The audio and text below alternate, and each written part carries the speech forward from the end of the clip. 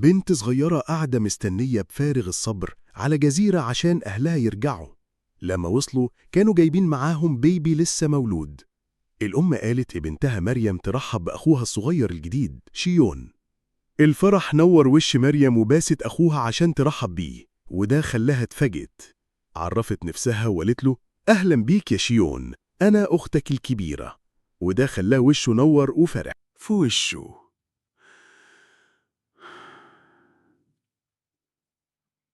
3 سنين عدوا، ومريم باين عليها بتجري بنشاط وبتصوت إنها كسبت السباق. شيون اللي كان مهدود من المنافسة بيقول لها يا بنتي إيه السرعة دي؟ مريم بترد بفخر طبعا سريعة، مش أنا أختك الكبيرة برضو؟ أبوهم وصل ومريم سلمت عليه بحرارة. أبوها بحنية شنت اللي بتقول لها إنها زي القمر زي ما هي، وشيون بيسلم على أبوه اللي بيشكره على إنه قد المسؤولية. بس شيون بتواضع بيصر إن ماري هي اللي الواحد يعتمد عليها. ماري بتوافق بدلع، بس بينها وبين نفسها بتفكر إن شيون هو اللي بجد الواحد بيعتمد عليه. هي معجبة بيه إزاي بيساعد مامتهم، ما بقاش سريره، وساعات بيبان سرحان قوي زي الكبار، وده بيخليها تحس بغيرة بسيطة. بعدين شيون بيتشاف وهو بيردد تعاويذ سحرية. مريم بتفتكر إنه بيتمرن على مسرحية، وبتضحك لما تفتكر ذكريات أخوها الصغير. على العشاء وفي لحظة هدوء، شيون فجأة بيسأل أبوهم إذا كان الوحوش حقيقية ولا لأ. الأب بيتفاجئ بالسؤال بس شركة إيه؟ الوحوش موجودة بجد. وحذر شيون إن عمره ما يخرج بره الجزيرة، وأكد عليه إن مامته أكيد قالت له قبل كده عن طبيعة المخلوقات دي القاتلة والخطيرة، ولو شيون قابل وحش في يوم من الأيام يجري ويستنجد بأي حد كبير. شيون سأل بعد كده إذا كانت الأرواح والجن حقيقيين. الأب اعترف إنه عارف إنه الجن موجودين، بس ما عندوش أي فكرة عن الأرواح. مريم اتصدمت، باين عليها من الكلام، وشها باين عليه الدهشة. شيون كملت وسألت عن وجود السحر، بالذات القدرة على التحكم في العناصر زي المية والنار والهواء عشان يعملوا حاجة. الأب استغرب ورد وقال إنه عمره ما سمع أصلاً عن حاجة اسمها سحر. حس بغصة زعل لما شاف خيبة أمل شيون لما سمع الكلام ده. بس شيون برضه مصمم وبيتسائل بصوت عالي، طب ممكن السحر يكون موجود حتى لو والده ما سمعش عنه؟ الأب اعترف إنه ممكن السحر يكون موجود، بس زود وقال إنه راجل متعلم كويس وعنده معلومات كتير، وعلى حسب اللي يعرفه السحر مش حاجة منتشرة معروف وسط الناس الغلابة. فسأل شيون هو عرف منين عن الوحوش والجنيات والسحر؟ شيون فضل ساكت كأنه مش عايز يرد. أخته ماري قربت منه وسألته إذا كان كويس لما لاحظت إن وشه مخطوف. شيون طمنها وقال لها إنه كويس، بس كان باين عليه إنه مصدوم وزعلان قوي. من ساعتها عمره ما جاب سيرة كلمة سحر تاني. كانت تقدر تحميه. شيون سألها بتحميه من إيه؟ شرحت له ممكن من وحوش، أشباح، أو أي خطر تاني. مريم طمنته وقالت له ده واجبها بصفتها أخته الكبيرة. اعترفت إن الموضوع ساعات بيكون صعب عليها، بس هي بتتبسط بيه عشان بيقويها وبيخليها قادرة تحافظ عليه. مريم زودت وقالت إنها مع إنها مش إذكى حاجة، بس شاطرة قوي في الحاجات اللي فيها حركة. الأنشطة. شيون أخيراً فهم ليه أخته كانت بتتمرن بجد قوي كده طول الفترة دي. مع دخول الليل مريم كملت تبربها. صاحبتها جت وقالت لها إيه ده؟ أنت بتتمرني من إمتى؟ أنا مستغربة إنك لسه ما زهقتيش. مريم طنشت كلام صاحبتها وعزمتها على ماتش خفيف. صاحبتها رفضت وقالت لها إنها تعبانة قوي من مساعدة جدها. الست دي سألت بعد كده عن شيون، بتسأل يعني إذا كان لسه قاعد في البيت وبيذاكر زي عادته. مريم أكدت الكلام ده، وصاحبتها علقت على الفرق الكبير بين الإخوات. مريم افتكرت زمان لما شيون سألها عن السحر، وحست إن مذاكرته المستمرة دي ليها علاقة بالأسئلة دي. فجأة نور ظهر فوق البحيرة وساب مريم وصاحبتها لوحدهم. طلعت عسكرية كانت هتخلي القبيلة دي مقتولة، والواد الأشقر يهرب من المكان في كورة نور بيضة بتعمل عين. لما نزل على تلة صخرية حتة في الغرب، الشيطان خد أول اسم بني آدم ليه. ياه، بعد ما بيقابل الواد اللي بيوريه الرحمة اللي جوه البني آدمين، عيل ما يعرفش أصل الواد التاني ده إيه. بس كشخص بيفهم في المشاعر، هو حاسس بحزن وعتمة كبار جوه روح الواد ده. بقى صاحبهم الوحيد، بيعيط عشانه في وقت الشدة والزعل، وبيلعب وبيهتم بيه وبغيره. يعني ممكن نقول إن كل المشاعر دي بتفسر إن أكيتا عارف يلمس قلب الشيطان، مع إن الشيطان مش قادر يفهم أصلاً الإحساس اللي جواه ده، اللي هو الشغف بمساعدة الناس. أي حاجة. هي اعترفت إنها كانت قلقانة إن شيون ممكن ما يعرفش يشوفهم برضه. شيون خمن إن جايز العيال الصغيرة بس اللي بيقدروا يشوفوا الأنوار دي، بس ماري ما وافقتش. شرحت إن في عيال أصلاً ما بيشوفوش الأنوار خالص، في حين إن في كبار بيشوفوها، وكمان في ناس بتشوف الأنوار دي كور كاملة، وناس تانية زيها كده يدوب بتشوفها بتنور وتطفي. شيون في الوقت ده يو شايف إن أحسن حاجة نريحها من عذابها. القطة الصغيرة بتموت في الآخر زي ما يو كان متوقع بالظبط، بس أكيرا بيقول للولد إنه هيعيط كفاية عن الاتنين. عارف إن نيو عمره ما هيوري مشاعره، فاكر إنه عنده مشاعر أصلاً، بس تحت الوش البارد ده في حاجة هو مش واخد باله منها. الموت كانوا بيقدروا يمتلكوا أجسامهم بالكامل. الضحايا بيخسروا هويتهم القديمة وبيتحولوا لحاجة تانية خالص. اللي بيستسلموا للامتلاك ده غالباً بيخلوا أسوأ نزعاتهم تسيطر عليهم: عنف، إدمان، ضغط المجتمع، مشاعر طاغية. أياً كان السبب، الضعف مش في الجسم، الضعف في العقل. بيبقى أسهل هدف للشياطين. خطتهم الأخيرة إنهم يرجعوا يسيطروا على الأرض تاني ويتوجهوا ضد ملك السماء بقيادة زعيمهم الحقيقي الواحد، أمير الظلام الأديس.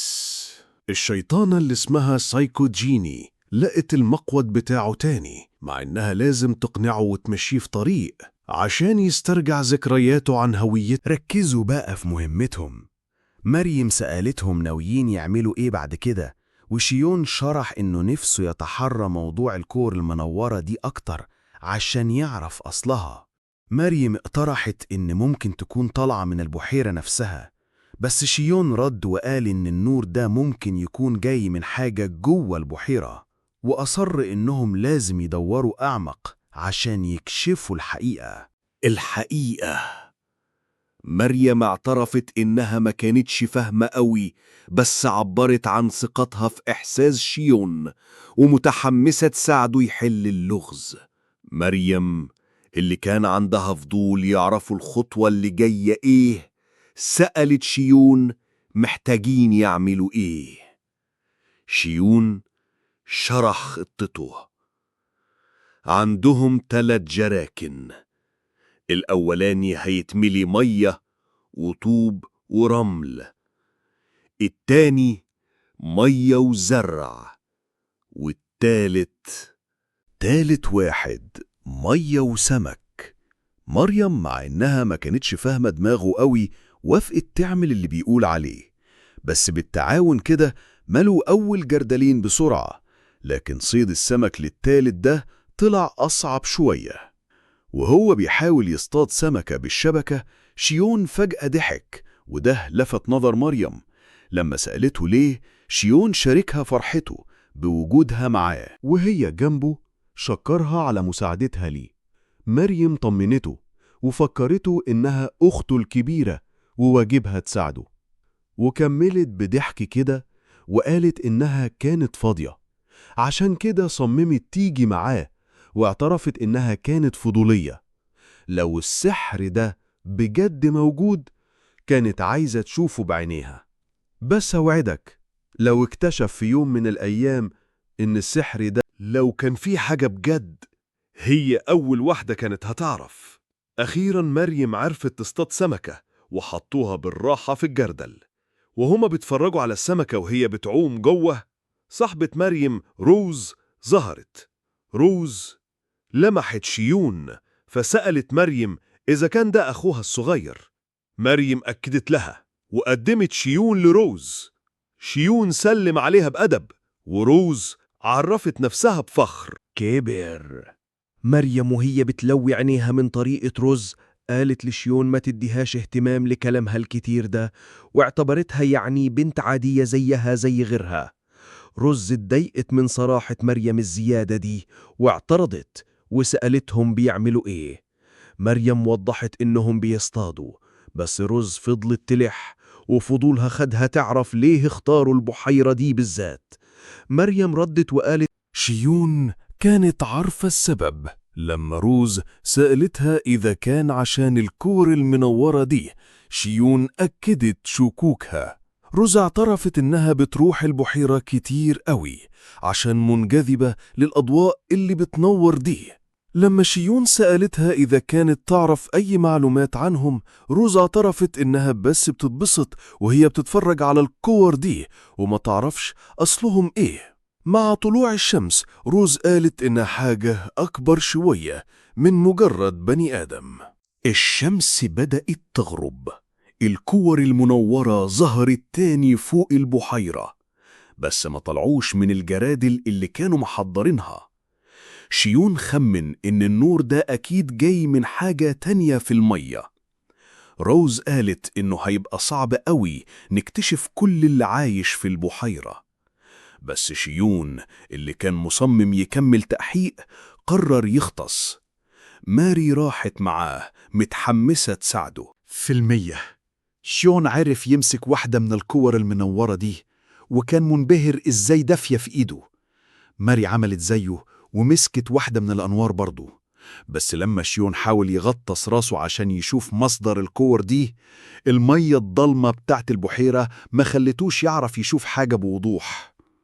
بناء على اللي شافه، شيون استنتج إن الكور المنورة دي أكيد ليها علاقة بكائن حي، عشان أماكنها اللي بتتغير بتدل على حركة. ولما ماري سألته إزاي متأكد، شيون شرح لها تفكيره على حركة الكور دي. وفي الآخر طلعوا من المية، وشيون شكر ماري على مساعدتها. ماري ما ردتش على شكره وفكرته إنه مساعدته دي واجب عشان هم أهل. وبعد شوية صغيرة بعد كده روز عرفت تصطاد سمكة تانية. المرة دي كانت نتاية، ولاحظت قد إيه الموضوع كان صعب عشان السمك النتاية بيبقى في الغالب في المية اللي أعمق. ولما حطوا السمكة النتاية في الجردل جنب السمك الذكر، كور منورة بدأت تظهر في المية. شيون بص للمنظر وفجأة استوعب الحقيقة. الكور المنورة دي ليها علاقة بالمعاكسة والتودد بتاع السمك. حركات التودد بتاعة السمك.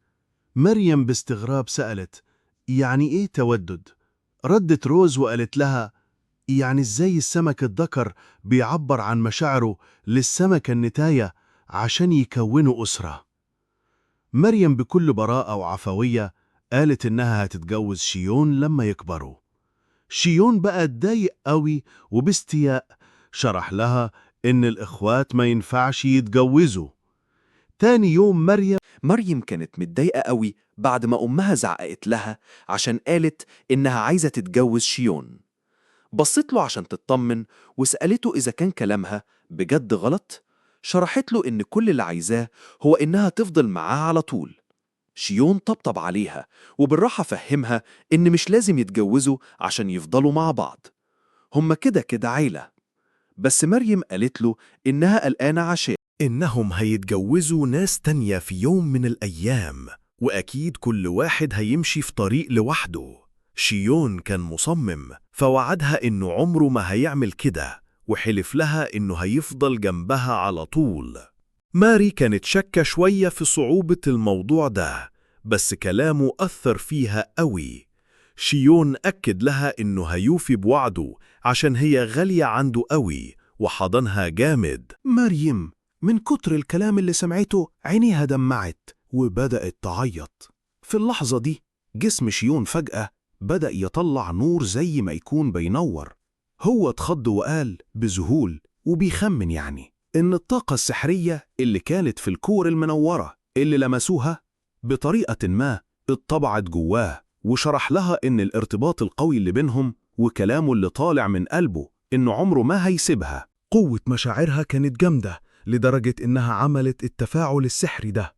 ماري اتكسفت وما كانتش قادرة تستوعب الموقف اللي كان أكبر منها، فجريت وهي متلخبطة ومتضايقة. وشيون وهو بيفكر في اللي حصل ده وصل لاستنتاج كبير: السحر لسه ما ظهرش في دنيتهم عشان محدش اكتشف الطريقة اللي يخلقوا بيها.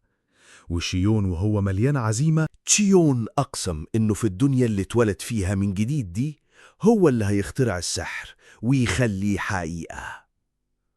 القصة بترجع بالزمن لحياة تشيون اللي فاتت، لما كان مستني عيد ميلاده 30 بفارغ الصبر، وقبل ما يكمل 30 ب10 ثواني بس كان طاير من الفرحة، وكان مصدق الأسطورة اللي بتقول إن الرجالة اللي بيفضلوا عزال لحد سن 30 بيكتسبوا القدرة على إنهم عشان يستعمل الساحر. ومع نهاية العد التنازلي شيون نط من الفرحة وقال إنه أخيراً هيتأكد بنفسه. حاول يطلع كورة نار من إيده بس مفيش حاجة حصلت. اتخنق وجرب حركات سحرية تانية بس برضه مفيش فايدة. اليأس غلبه ووقع على الأرض، بس رجع قام تاني ومسك عصاية سحر. كتاب سحر. قعد يقول كام تعويذة كده على أمل يعني إنه يفتح له قوة سحرية، بس برضه ولا حاجة حصلت. شيون اتهد حيله وقعد على الأرض وعمال يتمتم ويقول إن السحر ده ملوش وجود في الدنيا دي، وقعد يتحسر على قد إيه الحياة مملة من غيره. شيون استسلم وقرر ينام عشان كان عنده شغل الصبح، بس وهو بيتجهز عشان يريح قلبه وقف فجأة. وقف ووقع على الأرض. قبل ما ياخد نفسه الأخير بلحظات، ذكريات من حياته اللي فاتت غرقت دماغه. افتكر إزاي وهو راجل عادي كان بيسعى عشان يتعلم ويكبر، بس عمره ما حس بفرحة حقيقية. الحاجة الوحيدة اللي كانت بتفرحه بجد هي الإيمان بإمكانية إنه يكسب قوة سحرية 30. كان الموضوع باين مستحيل، بس الإحساس بالصدق كان بيديله متعة. اللي كان بيخليه يكمل هو محاولاته المستمرة. وهو بيفكر في الكلام ده وعيه بدأ يروح، وفجأة صحي في حياته الجديدة. دلوقتي شيان افتكر كلامه مع أبوه اللي خلاه محبط عشان ما فيش سحر في الدنيا دي. شيان قرر إنه ما يفكرش في السحر تاني، وعزم النية يركز في مذاكرته وشغله. بس في حياته التانية دي الحياة حلمه كان شكله بيضيع تاني لحد اللحظة اللي حضن فيها أخته والطاقة السحرية طلعت من جواه. متشجع شيون حاول تاني يطلع كورة نار بس مفيش حاجة حصلت. لما فهم إنه لازم يكون حريص قرر ما يفترضش إن السحر موجود في العالم ده من غير دليل أكتر. في اللحظة دي ماري دخلت الأوضة. شيون حاول تاني يطلع كورة نار بس مفيش حاجة حصلت. شيون حاول تاني يطلع كورة نار بس مفيش حاجة حصلت. شيون حاول تاني يطلع كورة نار بس مفيش حاجة حصلت. شيون حاول تاني يطلع كورة نار بس مفيش حاجة حصلت. شيون حاول تاني يطلع كورة نار بس مفيش حاجة حصلت. شيون سلم عليها بحرارة وقال لها: ياه، جيتي في وقتك بالظبط، تعالي اقعدي معايا. مريم وضحت له إنها جاية تقول له إن العشاء جاهز وعزمته ياكل معاها، بس وافقت تقعد شوية. وهي قاعدة شيون قعد يبصلها بتركيز، خلاها اتكسفت. شيون بص لأخته وقال لها: أنا بحبك، وده خلاها تتكسف أكتر وأكتر. مكسوف أو متكسف. في اللحظة دي طاقة سحرية طلعت منه زي ما كان متوقع، بس برضه قال لنفسه بصوت واطي إنه لو التعبير عن مشاعره هو الطريقة الوحيدة عشان يطلع الطاقة دي يبقى ده تخلف أو عبط. مريم اللي كانت باين عليها متضايقة قوي قطعته واتهمته إنه بيعملها زي العروسة اللي بيحركها عشان مصلحته.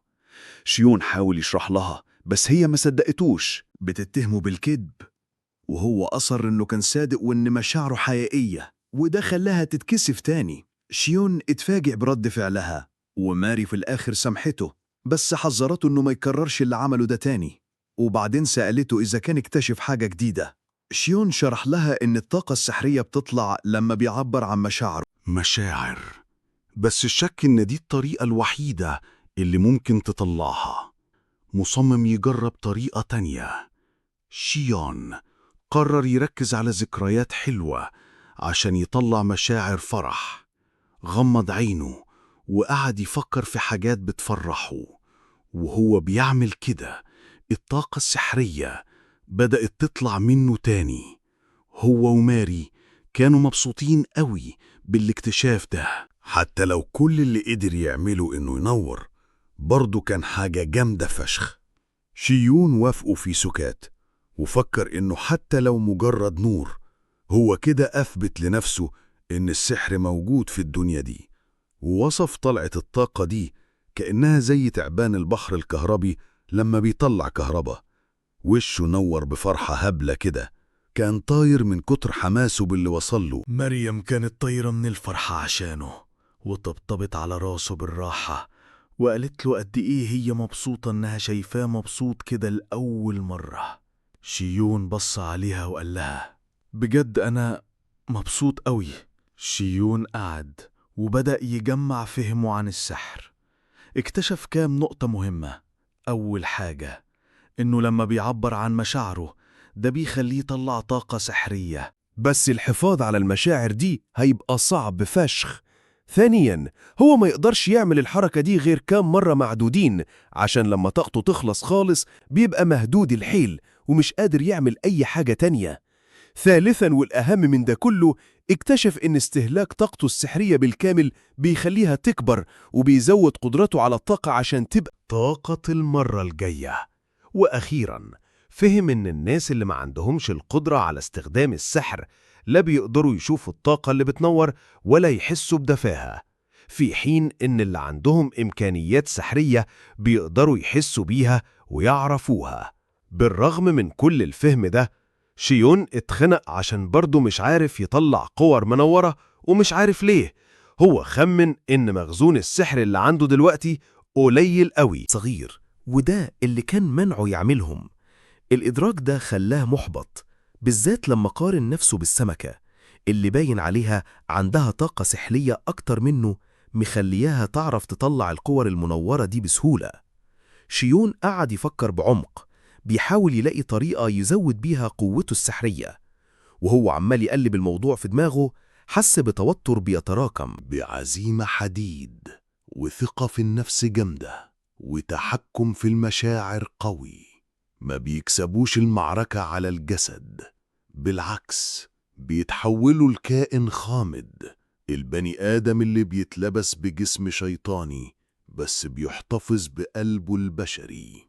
عرق هجين مولود من الفوضى، وده بالظبط اللي حصل لأكينا الديفل مان اللي اتلبسوا أمان، البطل سيد الحرب. حرب وحياة. بل كان واخد أكيرا لجامعة عشان يكشف عن وجود الشياطين، وخلى واحد يتلبس صاحبه اللي عشره عمره أول ما تقابله تاني. هو مش عارف ليه عمل كده بالظبط، عشان انت أصلا مش هتفهم المشاعر الإنسانية اللي بتجري في عروقه اللي زي عروق الآلهة. بالنسبة له دي كانت وسيلة عشان يهانتي بيت جنس الشياطين، زي اللي بيحارب النار بالنار. حياة آكي يعني ما كانتش طبيعية قوي من الأول. هو عايش مع صاحبة أمه الإنتيم وعيلتها عشان أهله عمرهم ما كانوا موجودين عشان شغلهم. بقى مريب قوي من ميكي، نجمة إلعاب القوة الصاعدة، وعندها متابعين كتير على السوشيال ميديا. بالرغم من مكانتها وقدراتها، هي لسه بني آدمة متواضعة وطيبة زيادة عن اللزوم، وبتصدق في الخير وفي الناس. أكيرا مش ساذج لدرجة إنه يصدق العبط الخفيف اللي المصور بيعرضه. هو بيبعد الراجل ده عن ميكي، عارف نواياه الحقيقية، بس إصرارها إنها تسيب وسيلة اتصال بيخلي فيه خطر إنها ممكن في يوم تضعف وتتخدع. أكيرا ممكن يكون بيفهم في المشاعر وبيحس بالناس، جايز، بس هو مش من النوع اللي بيخلي مشاعره تسيطر عليه. بصة الراجل اللي بتبص للستات في الإعلام كأنهم مش بني آدمين وبتختزلهم في شكلهم وبس، وده ممكن يخلي ناس تاخد الفكرة دي وتطبقها بره الإعلام وفي الحياة العادية. ده اللي إدى المصور ده فكرة إنه عنده حق يعتدي عليا، وإنه عنده حق يصور بنات ثانوي في أوضاع مغرية. ده مرض في الدماغ بصراحة. أمان المدينة. روز بحماس زادت وقالت إنها عايزة تتعلم فنون السيف عشان تحمي نفسها، وده حمس مريم هي كمان للتدريب. شيون بقى كان لسه محبط، مع إنه فاهم أسبابهم ما قدرش يمنع نفسه من إنه يتمنى لو كان يقدر يقضي وقته في التدريب على السحر بدل ده. مع استمرار التدريب شيون اتشاف مرمي على الأرض على ظهره، واقع على الأرض مهدود الحيل خالص.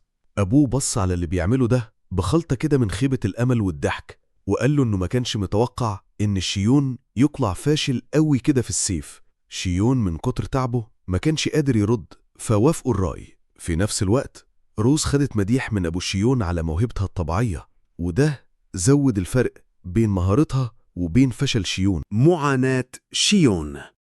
أبو شيون بص لماري وسألها، طلب يشوفها اتحسنت قد إيه. ماري استعدت بحماس وطلعت وقدام بلهفة عشان ماتش تدريب. راحت هجمة بسرعة وطاقة وفاجأت الكل بمهارتها ودقتها. في لحظة حاولت تعمل حركة تمويه ذكية، بس أبوها كان قاريها وفهمها ورد عليها، وفي الآخر غلبها. مع إن مريم كانت متضايقة إنها خسرت، إلا إنها تقبلت كلام أبوها بروح رياضية. هو شكرها على إصرارها ومهارتها واداها نصايح إزاي ممكن تتحسن أكتر، وطمنها وقال لها إنها مع شوية تدريب كمان هتبقى محترفة قوي. شيون وروز كانوا بيتفرجوا بإعجاب ومبهورين بالتحسن اللي مريم عملته وإصرارها اللي ملهوش آخر. علشان يتحسن لازم يسوق. بعدين شيون رجع يتدرب على السحر بتاعه، وركز قوي إنه يوجه كل طاقته السحرية من خلال إيده. مع إنه عمل اللي عليه برضه فشل تاني وإحباطه زاد. وهو بيفكر في اللي وصله اعترف إنه مع إنه عمل خطوات كبيرة، يعني الأول كان يدوب بيعرف يطلع الطاقة بتاعته مرتين في اليوم، ودلوقتي بقى بيعرف يعني عملها بتاع 20 مرة، ووصل لمرحلة كده وحس إنه خلاص. عشان يتحسن أكتر لازم يظبط التكنيك بتاعه. شيون قرر يلاقي طريقة أحسن. وهو غرقان في التفكير أبوه جه ناحيته وقال له إنه مسافر مدينة أستوريا عشان يشوف حداد يجيب منه حاجات. عزمه يروح معاه، وشيون اللي كان نفسه يغير جو وافقوا بحماس. وصفوا هستوريا إنها مدينة متوسطة الحجم في المنطقة بتاعتهم، وفيها فرص وخبرات جديدة. أول ما وصلوا هستوريا أبو شيون شرح لهم إنهم جايين عشان ياخدوا شوية طلبات من حداد بلدياتي، ونبه على شيون ما يروحش بعيد وحذره لحسن يتوه مني في المدينة اللي ما يعرفهاش. ليون اللي كان طاير من الفرحة بالزحمة والجو المبهج في الشوارع حس بلسعة خيبة أمل بسيطة. كان نفسه الرحلة دي تفتح له سكة عشان يستكشف علوم السحر، بس دلوقتي ركز على إنه يرافق أبوه ويساعده في المشاوير اللي عندهم. وهم ماشيين في المدينة ابتدوا يشتروا الحاجات اللي محتاجينها، وأبوهم بيتكلم مع بياع. شيون وماري مريم استنت بره. مريم فجأة طلعت ضحكة غريبة خضت شيون. لما سألها عن الضحكة دي مريم عملت نفسها مش فاكرة وهزت كتفها وقالت إنها بتضحك كده على طول. شيون اللي كان لسه مستغرب قرر ما يزودش في الكلام. بعد شوية أبوهم رجع وقال إن ميعاد الزيارة بتاعة الحداد جه. لما وصلوا ورشة الحداد استقبلهم بحفاوة. هو غالبا الخوف والعنف بيدمروه في الدنيا قاسية وما عندهاش رحمة. الحب فيها غالبا ملوش معنى قصاد الفوضى.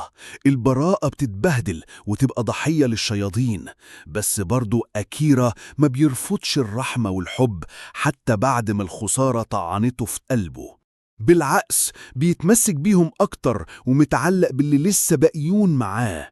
بس ده مش معناه إنه مش بعكس تفكيره الصح، وبعد ما الولد كان بيتخبط في مكان الأوردو بعد طلعة قتل لوحده، بيقول لأكيرا البني آدمين بطبعهم بيستعملوا الرذيلة عشان يهربوا من قلقهم، مخدرات، خمرة، جنس، فلوس.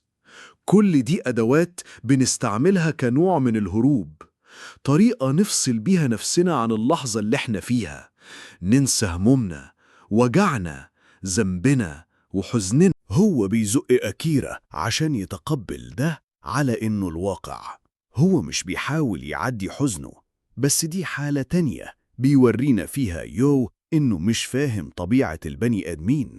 نختار المنطق العدمي ده اللي بيقول إن البشر ضعاف ومش قادرين، كل عاطفة وإحساس ملهمش قيمة وفاضيين. بس إحنا عارفين إن البني آدمين ممكن يتغلبوا على الحزن. لسه في آمل قايم، بيقوم بيلاقي بيواجه صراعات مع رغباته اللي وعدته براحة مؤقتة من الوجع اللي في قلبه. فضلوا ماشيين مع بعض وهما بيتمشوا في شوارع أستوريا الزحمة. عين شيان وقعت على ولد واقف قريب ومعاه قفص فيه معدية، شد انتباهه فراح مؤشر لباباه عليه. بس باباه وشه قلب على طول وحذره بجدية إنه ما يروحش ناحية المكان ده ولا يدخل نفسه في أي حاجة لها علاقة بيه. فهم إن مستغرب إنه زعل أبوه، شيون اعتذر بسرعة وقال له إنه كان مجرد فضولي. بالرغم من تحذير أبوه، شيون ما قدرش ينسى اللي شافه. في دماغه كان متأكد ده مكان بيبيعوا فيه جنيات. تاني يوم راجل كان ماشي في الغابة تحت مطر جامد، كان بيكلم نفسه وبيقول لازم أرجع البيت بسرعة قبل النار ما. الخشب بتاع النار اتبل وباظ. فجأة ولد صغير جا بيجري ناحيته مرعوب ووقع على الأرض. الولد وهو بينهج قال خدوا الناس كلها، لازم أبلغ الملك. الراجل اتخض وسأله مين اللي هاجمهم في مكان تاني. شيون ومريم كملوا تدريبهم. شيون كان بيتمرن على إنه يحافظ على الطاقة السحرية بتاعته في إيده. مريم كانت مبسوطة قوي لما شافته حقق رقم قياسي جديد لنفسه.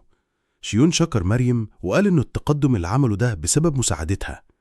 بس مريم لاحظت إنه شكله مش مبسوط فسألته ليه. شيون طمنها وقال لها إنه مبسوط قوي عشان بقى بيتحكم في السحر بتاعه أحسن أكتر من الأول. برضه قلل من قيمة اللي عمله وقال إنه كل اللي بيعرف يعمله إنه يطلع نور. مريم شجعته وقالت له النور اللي بيطلعه حس أدفى من الأول. خواكين ليه كانت بتقول على سحره مجرد نور ومش أكتر، وده خلى شيون يضحك. شيون قال إنه نفسه يجرب حاجة أجدع، زي إنه يعمل كور نار ولا يستخدم برق، وقعد يفتكس بقى يفكر ويقول إنه ممكن يحقق ده لو فهم أحسن إزاي المشاعر مرتبطة بالسحر. تفكيره سرح في الحتة الفيري اللي شافها امبارح، وقعد يتأمل إزاي الفيريز شكلهم شغالين كجزء من الظواهر الطبيعية. فهم ليه أهله كانوا رافضين يتعامل معاهم، بس قبل ما يعرف يفكر أكتر ماري قطعته وكانت متضايقة إنه مطنشها. شكلها كان زعلان وشيون بسرعة خدها وبعد بيها عنها. يا دوبك كان هيركز معاها تاني، فجأة دوشة قامت تحت. شيون وماري راحوا يشوفوا فيه، لقوا كام واحد بيتكلموا مع أبوهم. الجماعة كانوا بيطلبوا أسلحة للكل. شيون فضوله زاد وسأل أبوه في إيه مالك. أبوه أكد له الخبر، قال له في ترولز ظهروا. شيون اتبسط قوي بالخبر وشاف الموضوع على إنه فرصة عشان يدرس العفاريت ويمكن يتعلم حاجة تطور قدراته السحرية. بس الجو المشحون ده فكره بسرعة بالخطر. ابتدى يستوعب إن العفاريت خصوم جامدين وخطيرين قوي في الدنيا دي. أبو شيون وصى أهل البلد يلموا كل الكبار في السن والستات والعيال في بيته وما خلوش غير الجسم السليم يستعد للمعركة. مريم حاولت تطمن شيون، بس إيديها اللي كانت بتترعش فضحت خوفها. حلفت إنها هتحميه لو حصل أي حاجة. أبو شيون ومجموعة المحاربين استعدوا عشان يمشوا للمعركة، وبيحاولوا يهدوا أهلهم طمنهم وقال لهم إن مفيش غير ترولين بس اللي ظهروا وإنهم هيخلصوا عليهم بسرعة.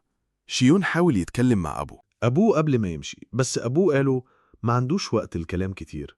شيون أصر ووعده إنه هيختصر، وسأله لو الترولز عندهم الذكاء وقوة جسمانية كفاية عشان يوصلوا للدور التاني من بيتهم.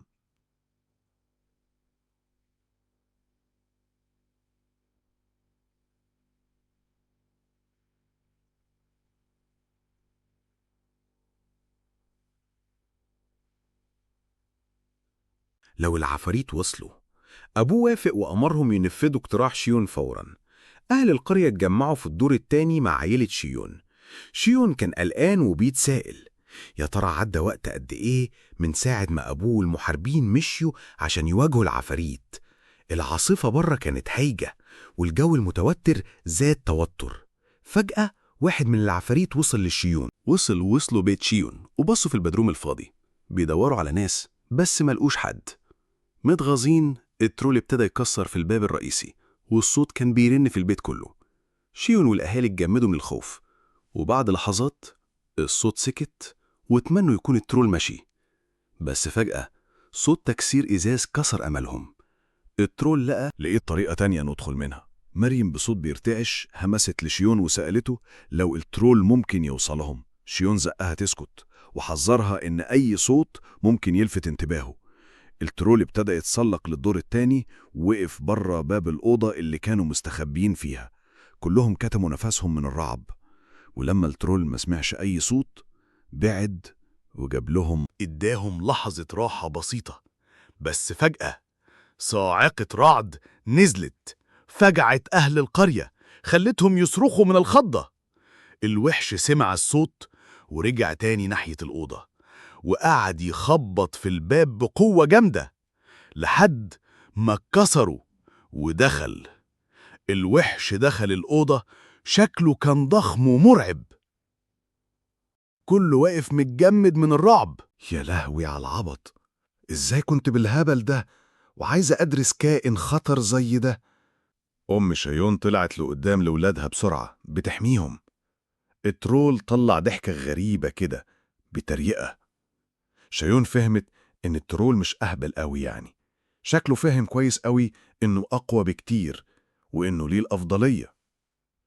أم شيون اترعبت رعب تموت ووقعت في الأرض. مريم من كتر خوفها على عيلتها مسكت سيفها وراحت تواجه الترول. فكرت شيون بوعدها ليه إنها تحميه، بس الترول صد ضربتها بسهولة ورمى سيفها في الحيطة ووقعها على الأرض. الترول بعدها كان هيقتل مريم، بس أمهم لمت آخر قوتها وحمت مريم بجسمها وخدت الضربة في ظهرها. حتى بعد كده الوحش ما بطلش، قرب أكتر، كان ناوي يخلص على مريم وأمها الاتنين. شيون وقع على الأرض متشل من اليأس وبيلوم نفسه عشان مش عارف يحمي عيلته، أغلى ناس عنده. بس لما الوحش كان خلاص هينقض عليهم، شيون رفض يستسلم وبدافع اليأس نط لقدام ومسك دراع الوحش. كان بيفكر إنه فكر في نفسه ده مش كفاية، بس بعدها خد باله من حاجة جامدة قوي. جسم الترول كان بيطلع منه طاقة سحرية زي بتاعته بالظبط، والناس واقفين بيتفرجوا مصدومين. بس ماريو روز هم اللي كانوا شايفين الطاقة السحرية اللي طالعة من شيون. شيون ركز كل طاقته في إيده ومسك الترول بكل قوته. الترول في الأول قعد ضحك ولا كأنه عمل مجهود، بس لما قوة شيون السحرية زادت وقويت، الترولز ابتدوا يولعوا. الوجع اللي بيقطع ده خلى الترول يزعق وراح رمى شيون ناحية آخر الأوضة قبل ما يقع على الأرض. شيون ما بطلش، كان مصمم، نط على ظهر الترول وصرخ اتحرق. لم كل طاقته السحرية في إيده وضغط بيها على الترول. راس الوحش طلع صرخة بتطرش لما جسمه كله اتقلب نار. في آخر رمق شيون قدر يموت الوحش لما حرقه لحد الموت. لما الوحش وقع ميت على الأرض، شيون قام واقف مش مستوعب اللي حصل ده كله. أهل القرية كانوا بيبصوا عليه في صمت مذهول. شيون حس إنه متضايق وقال: إيه؟ انتوا بتبصولي كده ليه كأني أنا الوحش؟ روز قربت منه وبتطمنه. إحنا عشنا بسببك. كلامها هدى شيون، بس الفرحة ما طولتش. لما أخدوا بالهم إن أمه بتتعذب من الوجع، ماري حاولت تقرب من أمهم، بس شيون وروز وقفوها لما استوعبوا خطورة الموقف. شيون كشف على أمه ولاحظ الوجع اللي هي فيه. وشها كان مخطوف وبتنزف جامد قوي، فاستنتج إن أهم حاجة دلوقتي هي إنه يوقف النزيف. بالراحة كده وصى أهل القرية يساعدوه ينقلوا أمه على السرير. بعد ما مددها، شيون سأل بلهفة لو حد من أهل القرية عنده خبرة في الطب، بس محدش رد. فبسرعة البرق قرر يخيط الجرح بنفسه. سأل تاني لو حد بيعرف يخيط. واحدة ست رفعت إيديها. شيون طلب منها المساعدة، وبعدين وصى الباقيين يجيبوا أدوات الخياطة من أوضة أمه، ومعاهم كحول وقماش نظيف. اترجاهم يستعجلوا وشدد عليهم إن مفيش وقت. والناس بتتخبط وبتجري عشان يلموا الحاجات المطلوبة. عيل صغير قرب من شيون، مسك في إيده وقال له: متشكرين أوي إنك أنقذتنا. شيون هز راسه كده باقتضاب كأنه بيقول تمام، بس فضل مركز مع أمه. أول ما الحاجة وصلت، شيون والست اللي بتعرف تخيط قعدوا جنب أمه، بإيدين بترتعش قص القماش حوالين الجرح عشان يبين الإصابة.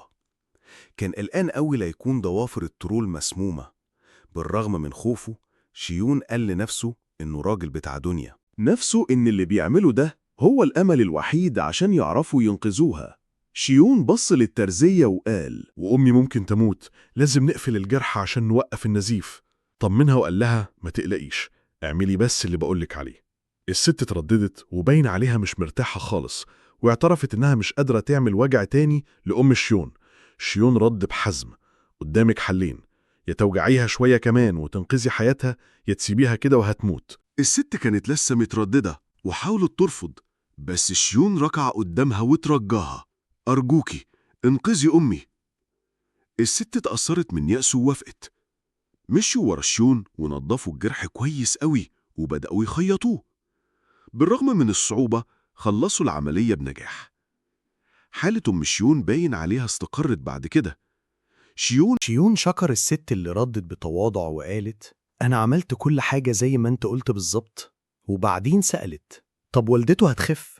شيون قال لها: لازم نراقب حالتها شوية عشان نتأكد. ماري اتأثرت قوي باللي حصل وحضنت شيون جامد. في اللحظة دي أبوهم والمحاربين رجعوا القرية. كانوا كسبوا. بهدلة كسروا التنانين، بس لقوا آثار تنانين تانية كتير. باين إن في شلة كبيرة قريبة. كام واحد من أهل البلد اتعوروا في الخناقة، بس الحمد لله محدش تاني مات. بعد ما اطمنوا على أمان البلد رجعوا بيوتهم. تاني يوم دكتور كشف على أم شيون، أكد إن إصابتها خطيرة، بس ما وصلش للعظم ولا الأعضاء الحيوية. قعد يشكر في الخياطة وقال إنها معمولة كويس قوي، وسأل مين اللي عنده علم طب كده. أبو الشيمان اتردد، بس في الآخر قال أكيد حد في البلد ساعدها. بعد كده أم الشيمان فاقت وشكرت الدكتور. بعد ما الدكتور مشي، ماري راحت لأمها واعتذرت لها على اللي حصل. إيه اللي حصل؟ وكانت بتلوم نفسها على اللي جرى. مامتها مسكت إيد مريم بالراحة وطمنتها وقالت لها: مش ذنبك، انت كنتي جدعة وحاولتي تحمي الكل، لازم تكوني فخورة بنفسك. أبو شيون اللي كان بيتفرج في صمت أخيراً اتكلم مع شيون، وبخليط من الفضول والدهشة قال له: أهل البلد حكولي على كل حاجة. عملت إيه ده إزاي؟ عشان أعمل كل ده؟ طب أنت اتعلمت الطب فين؟ شيون فكر كويس وفهم إنه ما ينفعش يكشف الحقيقة كاملة لأبوه. بدل كده رد وقال: أنا مش عارف إزاي ده حصل ولا المعرفة دي جت منين. أبوه اللي كان لسه فضولي سأله: وقدرت تهزم الترال إزاي؟ وعلامات الحرق اللي على جسمه دي إيه؟ شيون فضل ساكت مش عارف يرد يقول إيه. أبوه بقى بدل ما يسأل على طول: هو ده السحر. شيون اتصدم وسأل: عرفت إزاي؟ أبوه شرح له: أنت عاقل أكتر من أغلب العيال اللي في سنك يا شيون. أول ما اتكلمت عن حاجة غريبة، سحر، ده خلاني أشك. شيون اتردد قبل ما يقول: لو قلت لك الحقيقة هتصدقني؟ أبوه رد: مش عارف، بس نفسي أصدق ولادي. عيال، في اللحظة دي مريم قطعت كلام وقالت بفرحة: شيون أبوك جامد قوي، ده عمال يبحث في السحر. الكلام ده صدم أبوهم، فصرخ وقال: بتبحث؟ انت بتتصرف زي الكبار بالظبط، ما تقولش لحد على الكلام ده يا شيون، لو عملت كده ممكن تبقى في خطر. شيون سأل: يعني قصدك إن الناس المختلفين بيتضايقوا منهم؟ أبوه أكد الكلام ده وقال له يبطل بحث في موضوع السحر ده، وأصر إن السحر شكله خطر قوي. شيون اتخض من كلام أبوه وحس إنه متضايق ومحتار. ماري دفعت عن شيون وقالت: أنت مش فاهم شيون تعب قد إيه عشان الموضوع ده، وبعدين أنا وأهل البلد كلنا كويسين وسالمين بسببه. أبوهم اعترف. هو اعترف بكده، بس برضه مصمم على رأيه. أنا عارف إن اللي عمله ده أنقذ أرواح. هو قال بس مش هينفع أسيبه مكمل في حاجة ممكن تكون خطر. مريم اتكلمت بحماس وقوة: أنت أصلا ما تعرفش السحر ده خطر ولا لأ؟ أبوهم وهو بيتعصب رد بحدة: لو خطر مش هنعرف غير لما يكون فات الأوان. قوة ممكن تقتل ناس كتير قوي. قتل العفاريت؟ إزاي يعني مش خطر؟ شيون فكر في المجهود الرهيب اللي عمله في البحث بتاعه وقال: أنا مكمل في دراسة السحر. أبوه وهو بيتعصب سأله: مش فاهم اللي أنا بقوله ليه؟ شيون رد بهدوء: فاهمك يا بابا، فاهم قلقك وإحساسك، بس لو وقفت البحث بتاعي أنا تتبسطوا. القوة دي ممكن تبان خطيرة بالنسبة لكم، بس بالنسبة لي بتمثل أحلامي. أبوه حاول يتكلم معاه بالعقل وقال له: أنت لسه صغير، لما تكبر نظرتك هتتغير. شيون رد بكل ثقة: ده عمره ما هيحصل. إصراره خلى أبوه مش عارف يقول إيه اللحظة. شيون كمل كلامه: لو اللي أنا بعمله ده، لو الموضوع ده خطر وهيضرك، يبقى تتبرأ مني. مريم زعلت من الكلام وكانت بتسمع في سكات. أبو شيون سأله بعدها: بجد عايز تكمل في البحث ده قوي كده؟ شيون رد من غير تردد: أيوة. أبوه ضغط عليه أكتر: حتى لو الكل رفضك ومحدش عايزك حواليه؟ شيون ثبت على كلامه وقال: أيوة هكمل. بعد سكتة طويلة أبوه أخيرا وافق: ماشي يا سيدي، كمل بحثك، بس من دلوقتي لازم تديني تقارير بانتظام عن اللي بتكتشفه، ولو عرفت إنك بتعمل حاجة خطر هبطلك فورا. شيون باستغراب سأل: هو ده كل اللي عندك؟ بجد هتسيبني أعمل اللي أنا عايزه؟ أبوه اتنهد ورد: أعمل إيه تاني وابني مصمم كده؟ براحتك يا شيون. شيون اتأثر بكلام أبوه وبدأ يعيط. أبوه حط إيده على كتفه وقال له: ارفع راسك لفوق، انت لقيت حلمك وقررت تجري وراه، فمهما حصل خليك وراه، وأنا هدعمك عشان ده واجبي كأب. ماري فرحت قوي بالقرار ده. يا جدعنة، يا حلاوة، يا السلام، سلم. ايه الحلاوة دي يا شيهون؟ ألف مبروك. بعد كده نشوف أبو شيهون بيولع الحطب وبيسأل أخو شيهون: كده كفاية؟ فرد عليه: كده تمام، زي الفل بالظبط. أخته استغربت وسألته: بتعمل إيه؟ شيهون قال لها إنه عايز يجرب حاجة بالسحر. وبعدين شيهون جمع طاقة سحرية في إيده وقرب من النار. والنار بتقلب أزرق وبتتجمع في إيده. ده بيخلي أبوه يروح دالي عليه مية عشان يلحقه ويقول له اللي بتعمله ده خطر قوي. ده معناه إن الطاقة السحرية بتأثر على كل حاجة بتحصل. أبوه بيرد: أنا مش شايف السحر اللي بتتكلم عنه ده، بس أنا شفت اللي حصل وما بقاش عندي حل غير إني أصدقك. ماري بتحس بالغيرة وبتقول: الظاهر كده إنكم فهمتوا بعض دلوقتي، بس أنا مش فاهمة حاجة. شيون بيحاول يواسيها وبيقول: في حاجات تانية كتير انت شاطرة فيها، وأنا اكتشفت الطاقة السحرية دي بسببك. ماري بتفرح: كويس إني سمعت كده. بعدين شيون بيتخيل نفسه بيرمي كورة نار وبيبتدي يضحك بهبل. أبو شيون مستغرب، بس ماري بتفهمه إن شيون بيبقى كده كل ما يكتشف حاجة جديدة عن السحر. شيون بقى بيبتدي يجرب كذا مرة عشان يكتشف حاجات جديدة، وأبوه بيساعده وواقف جنبه عشان يطفيه لو احتاج. أبو شيون بيدعمه قوي وبيساعده. أنا بديله كل حاجة هو محتاجها. شون عمال بيحاول لحد ما بيتعب، وبابا بيقول له: طب تعال نريح شوية. بعدين أبو شون بيروح يجيب له مشروب سخن عشان يفوق. شون بيشكره ويبتدي ينشف نفسه. بعد كده روز بتظهر وتسأله: دي تجربة سحرية تانية؟ بيرد عليها: أيوة، وبيشرح لها الموضوع، وده بيخليها تتفاجئ. بيقول لها إنه هيوريها بعدين عشان أبوه منعه يستخدم السحر إلا وهو موجود. روز استغربت إن شيون اللي أبوه، بس هو وضح إن أبوه بيجعمه قوي ومهتم بالموضوع أكتر منه. روز علقت وقالت: وده فرحني قوي وريحني. ردت روز قالت لي: المفروض أنا اللي أشكرك، إحنا دلوقتي في أمان بسببك. بعدين سألت عن مريم اللي شكلها بتتمرن بجد قوي. روز قالت: أظن عشان اللي حصل من يومين أحس إنها مسؤولة. رد عليها: عارف، بس أظن هتبقى كويسة وهتعدي منها. روز قالت له: لازم تسندها على طول، هي معتمدة عليك.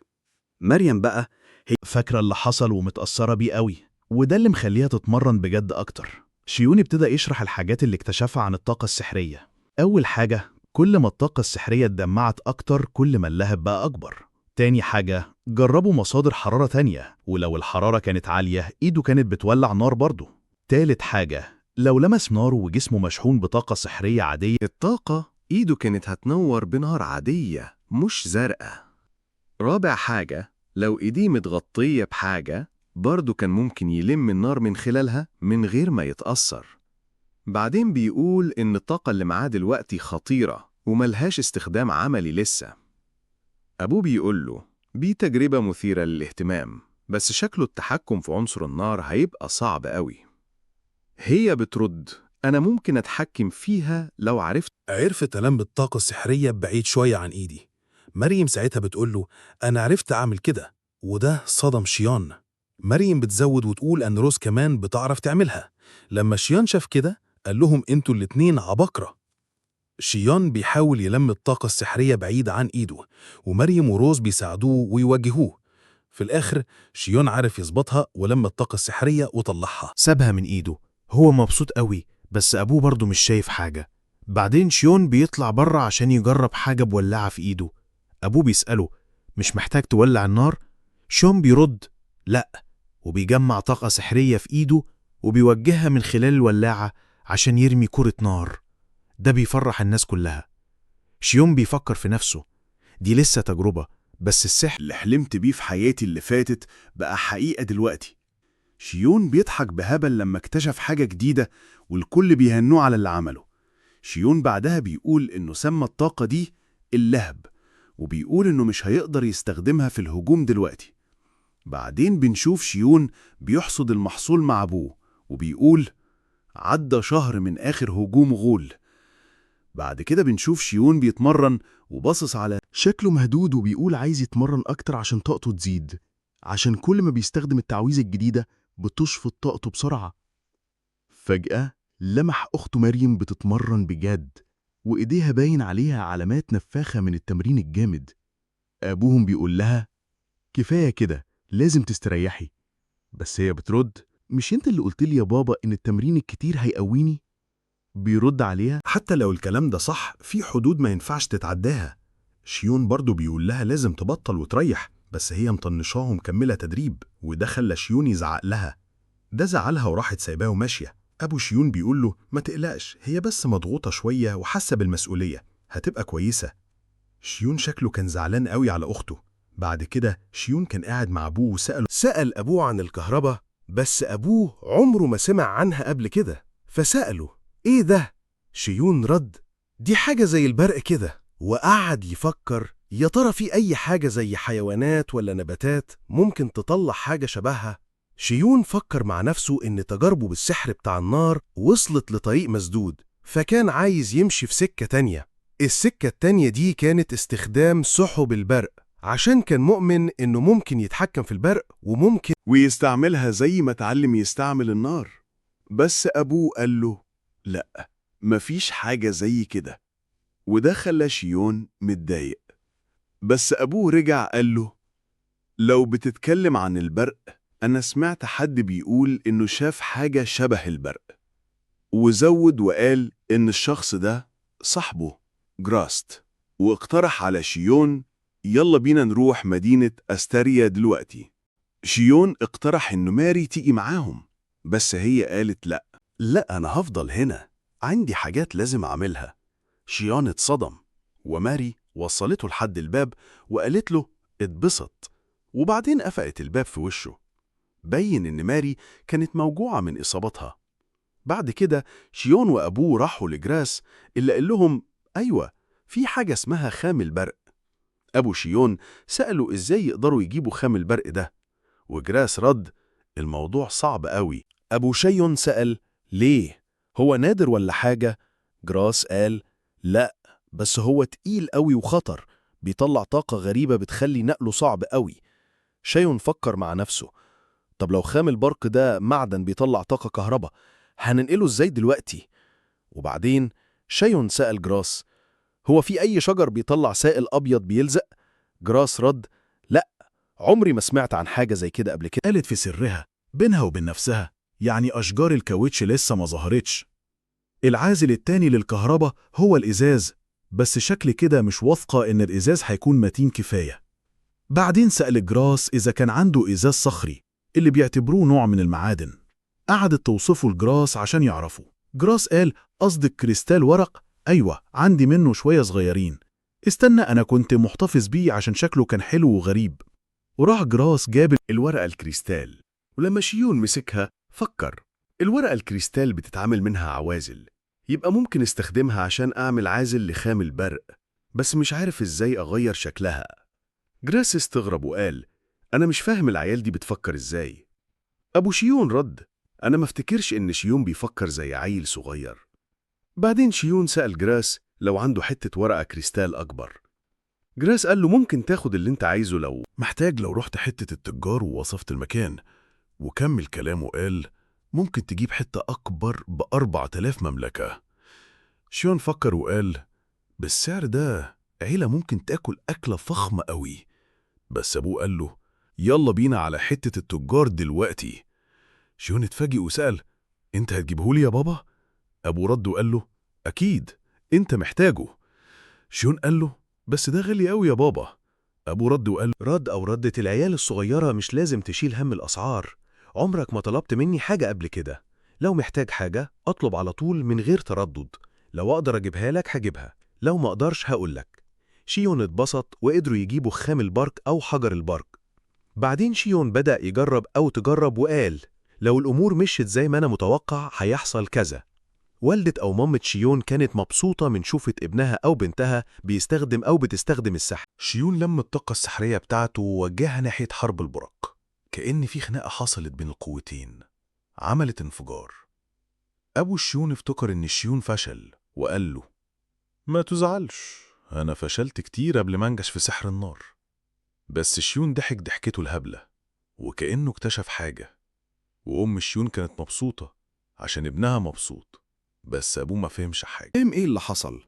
شيون كان بيتنطط من الفرحة وبدأ يشرح لما استعملت السحر على خام البرك إيدي ما ولعتش. ده معناه إن الطاقة السحرية اللي عندي ليها خواص تانية غير الاشتعال.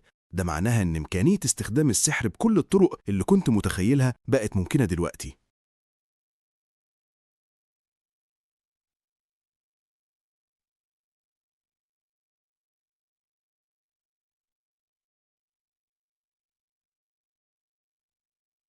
الكهربية لطاقة يعرف يطلعها. شيون قعد يفكر وقال إنه عايز يستخدم الطاقة السحرية براحة أكتر. حس إنه غلط في حاجة. بعدين فكر بجدية أكتر وفهم المشكلة. مش لازم على طول يطلع الطاقة السحرية على شكل كورة. حاول يتخيلها بشكل تاني ونفعت. الطاقة السحرية طلعت زي ما تخيلها بالظبط. شيون اتبسط قوي بالاكتشاف الجديد ده وراح عشان يحكي لأخته عن حاول يدور عليها بس ما لقاهاش في أوضتها. لاحظ إنها فكت الشاش اللي كانت لفاه وده قلقه. شيون راح يدور على أخته عند النهر ولقاها هناك بتتمرن بكل قوتها. عصاية التمرين بتاعتها اتكسرت من كتر التمرين. مريم اتخضت لما شافته وسألته بتعمل ايه هنا؟ شيون رد أنا عايز أعتذر لك عشان انت طول عمرك سنداني، بس لما احتجتيني أنا ما كنتش موجود جنبك. أنا مش زعلان من الموضوع ده، أنا بس حسيت بالغيرة عشان طول عمري بتمرن جامد عشان أحميكي، بس لما جات اللحظة ما عرفتش أعمل حاجة وانتي اللي أنقذتينا. أنا مبسوط عشان أنا عشت، بس أنا كمان متغاظ من نفسي إني معرفتش أساعدك بصراحة. عشان كده انتي حاسة بالغيرة وبتكرهيني دلوقتي. مريم ردت طبعا لأ، انت أخويا الصغير، أنا بحبك وهنفضل نحبك على طول. أنا مش عارف أسامح نفسي إني كنت ضعيف وحاسس بالغيرة عشان أنت بقيتي قوية وسبقتيني. عشان كده أنا بقالي فترة بحاول أبقى أقوى وأشبع. شيون قال: عشان كده كنت بتتمرن جامد قوي. ماري ردت: أيوة، عشان كل ما أبص في وشك بفتكر اللي حصل اليوم ده. ماري كانت بتعيط ومتضايقة قوي. شيون راح ناحيتها وحضنها وقال لها: أنا ما كنتش واخد بالي إنك شايلة كل ده. كل المشاعر دي أنا ما كنتش موجود جنبك وما دعمتكيش. أنا آسف قوي يا أختي. مريم قالت: أنا كمان آسفة إني كنت قاسي عليكي.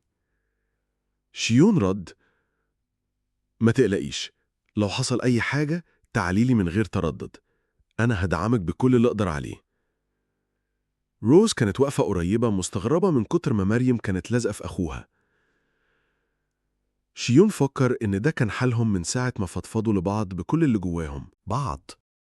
من يومها مريم ما بقتش عارفة تبعد عنه خالص. في الآخر شيون بصلها بالراحة وقال: يا مريم، عايزك تبعدي شوية. ليه؟ سألت وهي متضايقة. محتاج مساحة عشان أجرب السحر بتاعي، فهمها. مريم حست بزعل شوية وسألته: أنا معطلاك؟ شيون طمنها بسرعة وقال: لأ، بس هيبقى أسهل شوية لو بعدتي. مريم اتحركت على مضض. بعدت بعيد قوي، مع إن كان باين عليها إنها مش مبسوطة بالموضوع ده. ومع المساحة اللي كان محتاجها، شيون بدأ التجربة بتاعته. اكتشف إنه ممكن يمد طاقته السحرية بأي شكل هو عايزه، بس بسرعة فهم إن ده مش معناه إن قوته السحرية زادت. بالعكس، لما الطاقة اتمددت بقت أخف وأقل كثافة، وفقدت قدرتها على التفاعل مع العوامل الخارجية. بعد ما فكر في الموضوع ده، شيون قرر ركز الطاقة بدل ما يفرغها، خلاها أصغر ومتجمعة أكتر. لما جرب الطريقة الجديدة دي، استعمل شرارة عشان يولع الطاقة المتكثفة، وقدر يطلع دفعة سحر قوية. أبوه ماري اتصدموا من الطفرة المفاجئة في القوة. هي بصراحة اعترفت إن النتيجة دي فاقت توقعاتهم. سمى التعويذة فلير، وعرف إنها إضافة جامدة لقدراته السحرية. بعد النجاح اللي حققه، شيون حاول يتفاعل مع حجر البرق، بس النتيجة كانت محبطة. الطاقة السحرية اللي طلعها كانت ضعيفة قوي عشان تتفاعل مع الحجر، وده خلاه متضايق. مع إن الموضوع ممشيش زي ما كان متوقع، شيون كان مبسوط إنه عرف يطلع طاقة سحرية ويتحكم في كثافتها وشكلها. وعشان كان مصمم يكمل، شيون جمع كمية كبيرة من الطاقة السحرية ووجهها ناحية النور. حجر البرقة. لما الطاقة ضربت، انفجار مفاجئ حصل، زقت شيون على الأرض. ماري وروز جريوا عليه خايفين، بس شيون طمنهم وقال لهم إنه كويس. ماري لسه مهزوزة، قالت: أنا كنت فاكرة البرقة هيضرب في اتجاه تاني، بس ارتد ورجع عليك. شيون وضح: مش مستغرب إن البرق انجذب لمصدر الطاقة. من جواه شيون حس إنه على وشك يكتشف حاجة جديدة، بس مش عارف يمسكها قوي. كان حاسس إن السحر فيه إمكانيات ملهاش آخر، بس فهمه لسه ناقص.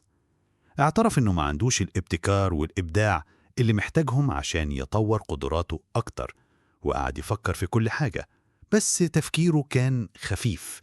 يمكن الدنيا مشيت معاها سلس قوي لحد دلوقتي، لدرجة إنه صدق الوهم اللي الدنيا دي جابته عشانه. وهو في اللحظة دي أبو شيون وصل ومعاه صاحبه جراستت. قعدوا على الترابيزة، بس شيون لاحظ إن جراستت شكله قلقان ومتضايق زيادة عن اللزوم. أبو شيون بصله وسأله: فاكر لما استخرجت خام البرق إزاي؟ أيوة، شيون رد. أبوه هز راسه وشاور على جراستت وقال: أهو العبيط ده استعمل طريقتك عشان يلم خام برق، كان المفروض مستحيل. ممكن استخلاصها. جراس استعمل الطريقة اللي اتعلمها من شيون عشان يستخلص خام البرق، وقرر يحول الموضوع ده لبزنس يكسب منه. جراس حس بالذنب واعتذر لشيون وقال له: أنا كنت عايز أعمل قرشين حلوين من تهريب خام البرق من غير ما أرجع لك، مع إن الفكرة فكرتك أصلا. شيون بقى رد بهدوء وقال له: أنا مش شايف إن فيها مشكلة يعني. جراس اتفاجئ برد شيون وقال له: بس أنا استغليت فكرتك عشان مصلحتي الشخصية من غير إذنك. شيون طمنه وقال له: مش فارقة معايا. في اللحظة دي أبو شيون قطعه. بس دي مش المشكلة الوحيدة. شرح إنهم لما راحوا مخزن جراس لقوا أحجار البرق بتفرغ كميات طاقة كبيرة بشكل مش طبيعي، وده خلقها مستحيلة التخزين.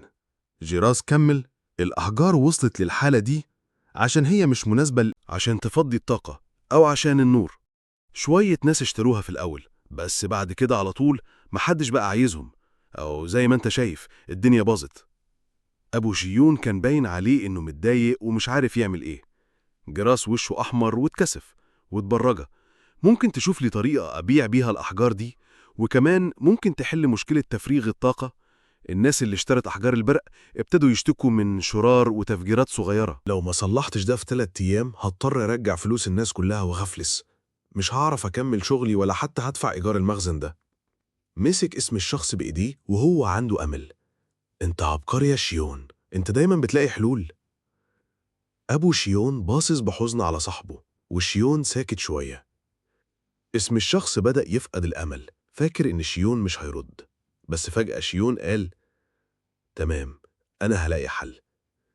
اسم الشخص بدأ. جراست كان طير من الفرحة، بس شيون نبهها وقالت: مش متأكدة لسه، فما تعليش سقف توقعاتك قوي. وبعدين شيون قربت من حجار البرق وسألت جراست: ليه رصتهم بالشكل ده؟ جراست وضح: عشان لو قربتهم من بعض بيحصل كده. وراح مقرب حجرين من بعض، فراح طالع شرز مفاجع بينهم. شيون بصت بتركيز وفكرت: يعني هي دي الطريقة. جراس طلع حجر كان عامله عن طريق تسيح خامات البرق مع بعض. شيون سأل: طب ده بيطلع أي طاقة ولا بيعمل شرارة لو قربنا 2 منه من بعض؟ جراس رد: ممكن تجرب بنفسك. شيون ضغط الحجرين المتسيحين على بعض وما حصلش حاجة. يعني ده اللي بيحصل لما خامات البرق بتتعالج؟ يا خسارة. استرك شيون فكر في نفسه، وبعدين سأل جراس: الطاقة اختفت في أنهي مرحلة بالظبط؟ طلع من الحجر. الحشيش رد: بس برضه ما قدرش يتجاهل اللي شافه ده. استنى، ما تعملش نفسك ما فيش حاجة حصلت. ازاي طلعت نار من ايدك؟ شيون رد ببساطة: ده سحر. وبعدين بص على أبوه كأنه بيستأذنه يشرح أكتر. أبوه هز راسه كأنه بيقوله: أنا واثق فيك. جراست كان لسه مش مصدق، بص لأبو شيون وسأله: أنت كنت عارف الكلام ده؟ أبو شيون رد: أيوة عارفين. عرفنا. جراس هز راسه، كان متضايق قوي. لو ما كنتش شفت ده بعيني ما كنتش صدقت، بس دلوقتي أنا مصدق. جراس بص لشيون وسأله: تفتكر النتيجة هتتغير لو استخدمنا نارك عشان نسيح حجر البرق؟ شيون رد: مش متأكد، بس خلينا نشوف. جراس وافق وحذر إن العملية ممكن تاخد حوالي ساعة، واقترح إنهم يتمشوا بره شوية وهو شغال.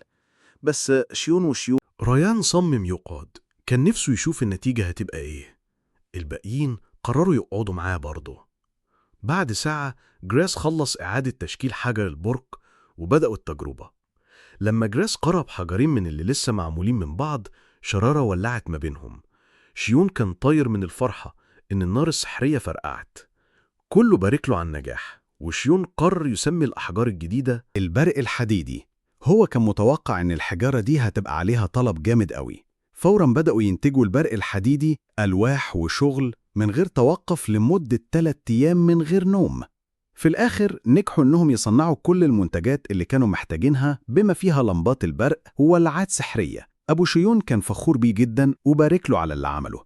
حتى ماري مدشته، وشيون بصوت واطي اعترف بينه وبين نفسه إنه كان قلقان لا تكون حست بالغيرة تاني، بس ما حصلش. جراس شكر شيون وقال له: أنت بجد حاجة مميزة، مش عارف بتجيب الأفكار دي منين. جراس كان شكله هيقول حاجة تانية، بس أبو شيون قطعه بسرعة. جراس اعتذر، وشيون حس إن في حاجة مستخبية في كلام جراس، وقعد يفكر هو كان ناوي يقول إيه. ولما جراس ودع شيون وأهله، قال لشيون: لو احتجت أي حاجة في أي وقت ما تتكسفش تطلب، أنا هساعدك بكل اللي أقدر عليه. باستغراب مريم سألت: إيه قصدك بكده؟ ابتسمت وردت: وإحنا بنعمل الأدوات دي جات لي فكرة. الفكرة دي ممكن تعمل تغيير كبير في اللي أنا مخططه له. وسرعان ما اتضح إن منتجات جراس الجديدة، اللمض الولاعة والولاعات، حققت نجاح ساحق. اتباعت بسرعة جدا وكسبت جراس مكسب كبير. مكاسب. بعدين شيون كان بيعمل تجربة جديدة، طلع شمعة وغطاه وقال إن اللهب العادي محتاج أكسجين عشان يفضل قايد. لو غطيناه هينطفي، بس إيه اللي هيحصل لو ولعنا الشمعة بنار سحرية؟ ميري خمنت وقالت أعتقد مش هتنطفي. روز بقى قالت أنا رأيي أتنطفي. شيون ولع الشمعة بالتعويذة بتاعته اللي بتطلع نار وبعدين غطاها. لما شال الغطا اللهب السحري كان لسه مولعة. مريم كانت مبسوطة إن ضيوفها غلبوا الورد، بس شيون كان منبهر قوي بالنتيجة. فكر مع نفسه، ده معناه إن النار السحرية مش محتاجة أكسجين. سكرو باستغراب سأل قصده إيه؟ هي ما ردتش. أنا مش متأكدة قوي لسه، بس ده ممكن معناه إن الطاقة السحرية بتقوي الظواهر الطبيعية وبتخليها عندها مناعة ضد العوامل الخارجية. مريم سألت ده هيغير حاجة؟ شيون رد مش دلوقتي، بس عرفنا إن النار السحرية غير النار العادية. فكرة خطرت في باله فجأة. شيون استعمل تعويذة الشعلة بتاعته تاني ورماله لهب على بعد شوية، وبعدين طلب من ماري توجه شوية من طاقتها السحرية ناحية اللهب ده. لما ماري عملت كده طاقتها السحرية خبطت في اللهب بتاع شيون وعملت انفجار جامد رماه على الأرض. شيون جري بسرعة عشان يطمن على أخته. يا أختي، بس طمنته. قالت له أنا بس اتخضيت شوية، بس أنا كويسة. وبعدين سألته، قالت له أنت كنت عارف أن ده هيحصل؟ شيون هز راسه وقال بصراحة أكيد لأ، أنا ما كنتش أعرف خالص. شيون فضل يفكر في الانفجار واعترف. قال أنا كنت متوقع بس إن اللهب هيزيد، مش أكتر من كده. ماري لسه مستغربة. سألته طب ليه ده حصل؟ الطاقة السحرية اللي أنا طلعتها كانت صغيرة قوي. شيون فضل يفكر بتركيز وقال وأدرك إنها كانت صح. طاقتها السحرية كانت قليلة قوي، بس لما لمست لهيب الشعلة عملت انفجار ضخم. وبعزيبة عشان يفهم، شيون بدأ يحلل كل اللي حصل. بعد تفكير متأني اكتشف حاجة جديدة. جري عشان يعمل تجربة تانية. المرة دي استخدم حجر برق، وجه طاقته السحرية ناحيته، بس المرة دي ما حصلش انفجار. من كتر فرحته هو راح قايل بانفعال يعني هي دي الطريقة اللي بتشتغل بيها. روز بصت باستغراب وسألت بس مش انت اللي قلت ان ده سحر؟ هو مردش عليها وسكت. ايوه هو سحر، بس مش مجرد طاقة سحرية وخلاص، ده هوا بيتفاعل مع الطاقة السحرية. لما حاولت أشغل سحر البرق لاحظت علامات مقاومة الهوا، ولما غطيت نار الشعلة نقص الأكسجين ما أثرش عليها. ده معناه إن الطاقة السحرية بتتصرف زي الهوا، لما بيتفاعل مع المواد الجامدة بيقوي خواصها. لما استوعب الاكتشاف ده، شيون فرقع بضحكته الهبلة المعروفة بتاعته. ده ممكن يؤدي لتقدم كبير في البحث بتاعي. روز وماري كانوا مبسوطين عشانه قوي وفرحانين بفرحته. بعد كده شيون بدأ تجربة جديدة. شرح إن مستر جراس خلص له طلب مخصوص، جوانتين معمولين من الجلد وكريستال ورق، وهو لابس فين الجوانتيات؟ شيون ابتدى سلسلة تجارب. نجح إنه يطلع نار، وده عمل انفجار جامد خلى كله مذهول. بعد كده جرب بالبرق وطلع شعاع برق مركز قوي. شيون وقف بفخر وقال عملتها، أخيرا نجحت. حس إن بحثه وصل لمرحلة جديدة. أبو شيون كان واقف قريب مبهور تماما باللي شافه. إنجازات ابنه. ماري جريت عليه بتهنيه بفرحة جامدة. ده كان أروع حاجة شفتها في حياتي. شيون من كتر التأثر عيط، مش مصدق اللي عمله. ماري وروز جريوا يهدوه، وأبوه وأمه والنجيلة بيتفرجوا بفخر متأثرين قوي بتقدم شيون. بالليل والبيت هادي، شيون سمع أبوه وأمه إنجازات ابنه. ماري جريت عليه بتهنيه بفرحة جامدة. ده كان أروع حاجة شفتها في حياتي. شيون من كتر التأثر عيط، مش مصدق اللي عمله. ماري وروز جريوا يهدوه، وأبوه وأمه والنجيلة بيتفرجوا بفخر متأثرين قوي بتقدم شيون. بالليل والبيت هادي، شيون سمع أبوه وأمه إنجازات ابنه. ماري جريت عليه بتهنيه بفرحة جامدة. ده كان أروع حاجة شفتها في حياتي. شيون من كتر التأثر عيط، مش مصدق اللي عمله. ماري وروز جريوا يهدوه، وأبوه وأمه والنجيلة بيتفرجوا بفخر متأثرين قوي بتقدم شيون. بالليل والبيت هادي، شيون سمع أبوه وأمه إنجازات ابنه. ماري جريت عليه بتهنيه بفرحة جامدة. ده كان أروع حاجة شفتها في حياتي. شيون من كتر التأثر عيط، مش مصدق اللي عمله. ماري وروز جريوا يهدوه، وأبوه وأمه والنجيلة بيتفرجوا بفخر متأثرين قوي بتقدم شيون. بالليل والبيت هادي، شيون سمع أبوه وأمه إنجازات ابنه. ماري جريت عليه بتهنيه بفرحة جامدة. ده كان أروع حاجة شفتها في حياتي. شيون من كتر التأثر عيط، مش مصدق اللي عمله. ماري وروز جريوا يهدوه، وأبوه وأمه والنجيلة بيتفرجوا بفخر متأثرين قوي بتقدم شيون. بالليل والبيت هادي، شيون سمع أبوه وأمه بالدمج بين عنصرين سحريين. كان فاكر إنه هيقدر يقوي التعويذات بتاعته ويطلقها بقوة أكبر، وهو عمال بيفكر هيعملها إزاي. لاحظ إن دمج تعويذات معينة مع بعض ما عملش أي تأثير ملحوظ لحد دلوقتي. مصمم خطط لتجربة جديدة وراح ناحية النيل. هناك حاول يعمل التعويذة كذا مرة، بس فشل كل مرة. متضايق ومحتار من عدم نجاحه، مش فاهم ليه ما كانتش شغالة؟ مريم روز مستغربة زيها بالظبط، سألت: شيون، احنا مش فاهمين ايه اللي بيحصل، ممكن تشرح لنا؟ شيون شرح: في التجربة اللي فاتت اكتشفنا ان الطاقة السحرية بتاخد خواص الهواء، فكنت عايز اشوف ايه اللي هيحصل لو وجهتها على المية، بس للأسف محصلش حاجة. عكس النار والبرق، الطاقة السحرية ما بتبينش إنها بتأثر في المية بأي شكل ملحوظ. بعد كده ابتدى يتمتم بكلام معقد وكتير، خلى ماريون روز تاهت خالص في شرحه، بس بصوا لبعض من جواهم معترفين: احنا تعودنا على كده خلاص. شيون مصمم ما يسكتش، حاول تجربة تانية. المرة دي نجح إنه يخلي المية تعوم. ماريون اتبسطت قوي وقالت بفرحة: ده معناه إن الطاقة السحرية بتتفاعل مع المية فعلا، ده تحفة يا شيون. رون وروز اللي كانوا مبهورين زيهم زودوا قالوا: يعني هتعرف تستخدم سحر المية كمان؟ شيون حس بفرحة جامدة لما سمع همسهم. اكتشف حاجة جديدة تانية، بس لاحظ إنه مع إنه لقى طريقة يأثر بيها على المية، التأثير لسه ضعيف وما فيهوش قوة بجد. فهم إنه لسه فيه كتير لازم يتعلمه قبل ما السحر بتاعه يقدر يسخر المية كعنصر بجد. شيون حاول يرفع المية وهو واقف براها، بس معرفش. بس حس برطوبة خفيفة في إيده وقعد يفكر في الإحساس ده. كده فهمت، قال لنفسه. أنا أصلا يدوب بعرف أركز شوية طاقة سحرية صغيرة في إيدي اليمين، والرطوبة دي أكيد هي الطاقة السحرية اللي طلعت مني. فجأة راح مطلع دفعة طاقة سحرية جامدة قوي، صدمت ماري وروز الاتنين. المرة دي لما حاول يجمع مية في إيده عرف. مريم وهي لسه مش مصدقة جريت عليه وسألته: ايه كرة المية دي؟ جت منين؟ اوعى تكون لمتها من النيل. شيون وضح: أنا فردت طاقتي السحرية على نطاق واسع وحاولت أجمع جزيئات المية من الهواء، كده قدرت أعمل كرة المية دي. مريم انبهرت وسألته: طب هتسمي التعويذة دي إيه؟ عشان هي تعويذة مية.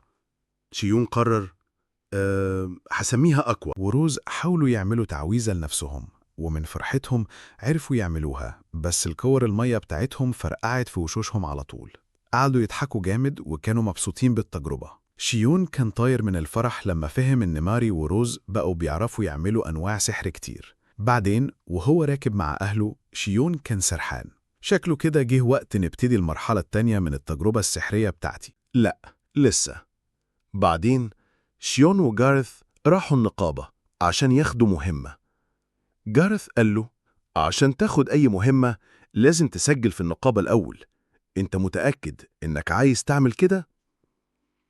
ماريون وروز كانوا موجودين برضو بيتفرجوا على الكلام اللي داير. شيون كان خلاص خد قراره: أنا قررت أعمل كده عشان أشوف الوحوش ممكن تتأثر بالسحر ولا لأ. جارث بص لماريون وروز وقال لهم: انتوا كمان مش لازم تيجوا معنا. بس مريم صممت: أنا مش ههرب المرة دي، لو فضلت أجري هفضل أجري على طول، أنا عايزة أبقى أقوى. روز كملت كلامها وقالت: أنا كمان، أنا عايزة أبقى أقوى برضو. لما جراس شاف إصرارهم هز رأسه.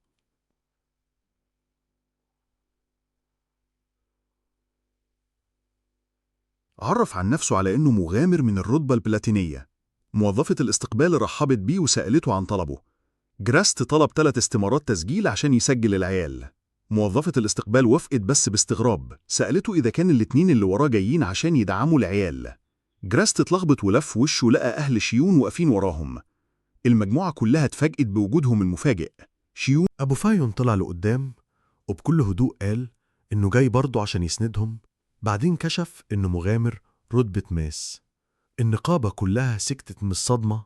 رتبة ماس دي رتبة نادرة فشخ ومرموقة قوي، أعلى بكتير من اللي أي حد كان متوقعه. من غير كلام كتير أبو شيونج بكل بساطة أمرهم يخلصوا التسجيل بتاعهم ووعدهم إنهم هيتكلموا بعدين. العيال سمعوا الكلام. لسه بستوعب الموقف. أول ما طلعوا برا النقابة أبو شيون بص لهم وسألهم لو في أي حاجة عايزين يقولوها. كلهم حسوا بذنب فظيع فاعتذروا. أبوهم رد عليهم واعترف إنه كان متوقع حاجة زي كده تحصل. شيون اتصدم وسأل أبوه إذا كان عارف إنهم ناويين يسجلوا لصيد الوحوش. أبوه وضح إنه ما كانش يعرف نيتهم بالظبط، بس هو كان متأكد إنهم بيدبروا الحاجة، وأشار إلى إن مريم كانت بتتجنب تبص في عينه ولا عين أمهم بقالها كام يوم، ودي علامة واضحة إنها مخبية حاجة. لما مريم سمعت الكلام ده وطت راسها واعتذرت تاني. أبو شيون اعترف إنه عمره ما تخيل إنهم ممكن يخططوا لحاجة خطيرة زي دي. كلهم اعتذروا مرة كمان، بس قبل ما أبوهم يرد جراس اتدخل عشان يدافع عنهم. شرح إن العيال كانوا مفكرين كويس قبل ما ياخدوا القرار ده، وطلبوا من أبو شيون إنه ما يكونش قاسي عليهم قوي. بس أبو شيون بصله بصة كده ليها معنى، وفكروا إنه آخر واحد المفروض يتكلم ويدافع عنه. ورجع بص للجماعة. أبو شيون طلب منهم يشرحوا خططهم، ولما سمع أسبابهم اعترف إنهم ما جوش النقابة عشان مغامرة وخلاص، لكن كان عندهم هدف واضح في دماغهم. هو اعترف إن الحاجة الوحيدة اللي احترمها في قرارهم هي إنهم اختاروا يجوا مع حد مسؤول. حتى لو هو ما كانش وصل، هو كان متأكد إن جراس كان هيأمنهم. بس برضه فكرهم إن الدنيا ملهاش أمان ومحدش يقدر يضمن الأمان الكامل. وبصوت حازم بس متفهم قال لهم لو فكروا يعملوا حاجة بالخطورة دي تاني لازم يعرفوه الأول. وجود مغامرين جامدين جنبهم هيكون مفيد. شيون اتردد قبل ما يسأل إذا كان ده معناه إن أبوه هيجي معاهم. أبوه أكد إنه هيرافقهم، وده فرحهم قوي. بعديها بوقت قصير المجموعة طلعت في مهمتهم. لما قابلوا مجموعة فيها 4 وحوش، أبو شيون وقف لوحده عشان يواجههم. أول ما الكائنات دي هجمت قضى عليهم بسرعة رهيبة، قطعهم من غير أي مجهود. قطعهم قبل ما حد يلحق يتحرك. جراست واقف بيتفرج بذهول وما قدرش يمنع نفسه من التعليق على قوته الوحشية زي ما توقع. أبو شيون رد بكل هدوء وقال إنه شايف إنهم هيكونوا في أمان دلوقتي. شيون واقف متجمد من الصدمة. هو كان عارف طول عمره إن أبوه قوي، بس لما شافه وهو بيتحرك ده كان فوق كل تخيلاته. إحساس بالعجز بدأ يتسرب جواه. هو في أصلاً فايدة لوجودهم لما حد خلاص زي ما قوة أبوه كانت موجودة هناك. أبوه حس بأفكار شيون فطمنه وقال له إن وحوش تانية هتيجي وإن المرة الجاية هتبقى فرصتهم عشان يحاربوا. وكأنها كانت إشارة، موجة تانية من الكائنات ظهرت. أبو شيون بسرعة قيم المجموعة الجديدة وقرر إنهم مش أقوى من العفاريت، وده خلاهم خصوم مثاليين عشان تكون أول معركة حقيقية للأطفال. ماري اللي كان باين عليها التوتر اترددت والكائنات بتستعد للمعركة. مستعدين للهجوم. أبو شيون اتدخل وظبط التشكيلة بتاعتهم وفهمهم إن الوحوش دي ما عندهاش هجوم من بعيد. لما شيون سمع كده فهم على طول إن السحر بتاعهم هيبقى جامد قوي في الخناقة دي.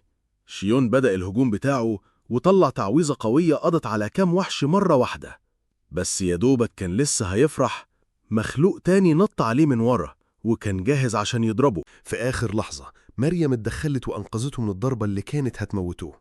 في نفس الوقت روز ثبتت مكانها وقعدت تحارب بمهارة، ومستواها في القتال عمال يتحسن. شيون ومريم وروز لموا نفسهم تاني وشنوا هجمة تانية متنسقة، وكانوا بيحاربوا بعزيمة جديدة. مع بعض قدروا يوقعوا الوحوش اللي كانت فضلة، وكانوا فاكرين إنهم كسبوا.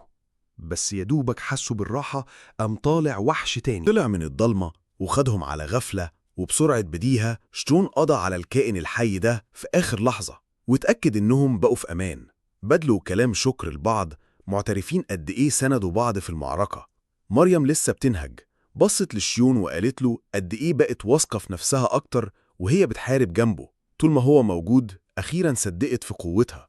في نفس الوقت شيون فكر جواه، اختار إنه يفهم إن رابطة الدم مش هي اللي بتحدد علاقتهم، ومهما حصل مريم هتفضل أخته الكبيرة الوحيدة في الدنيا.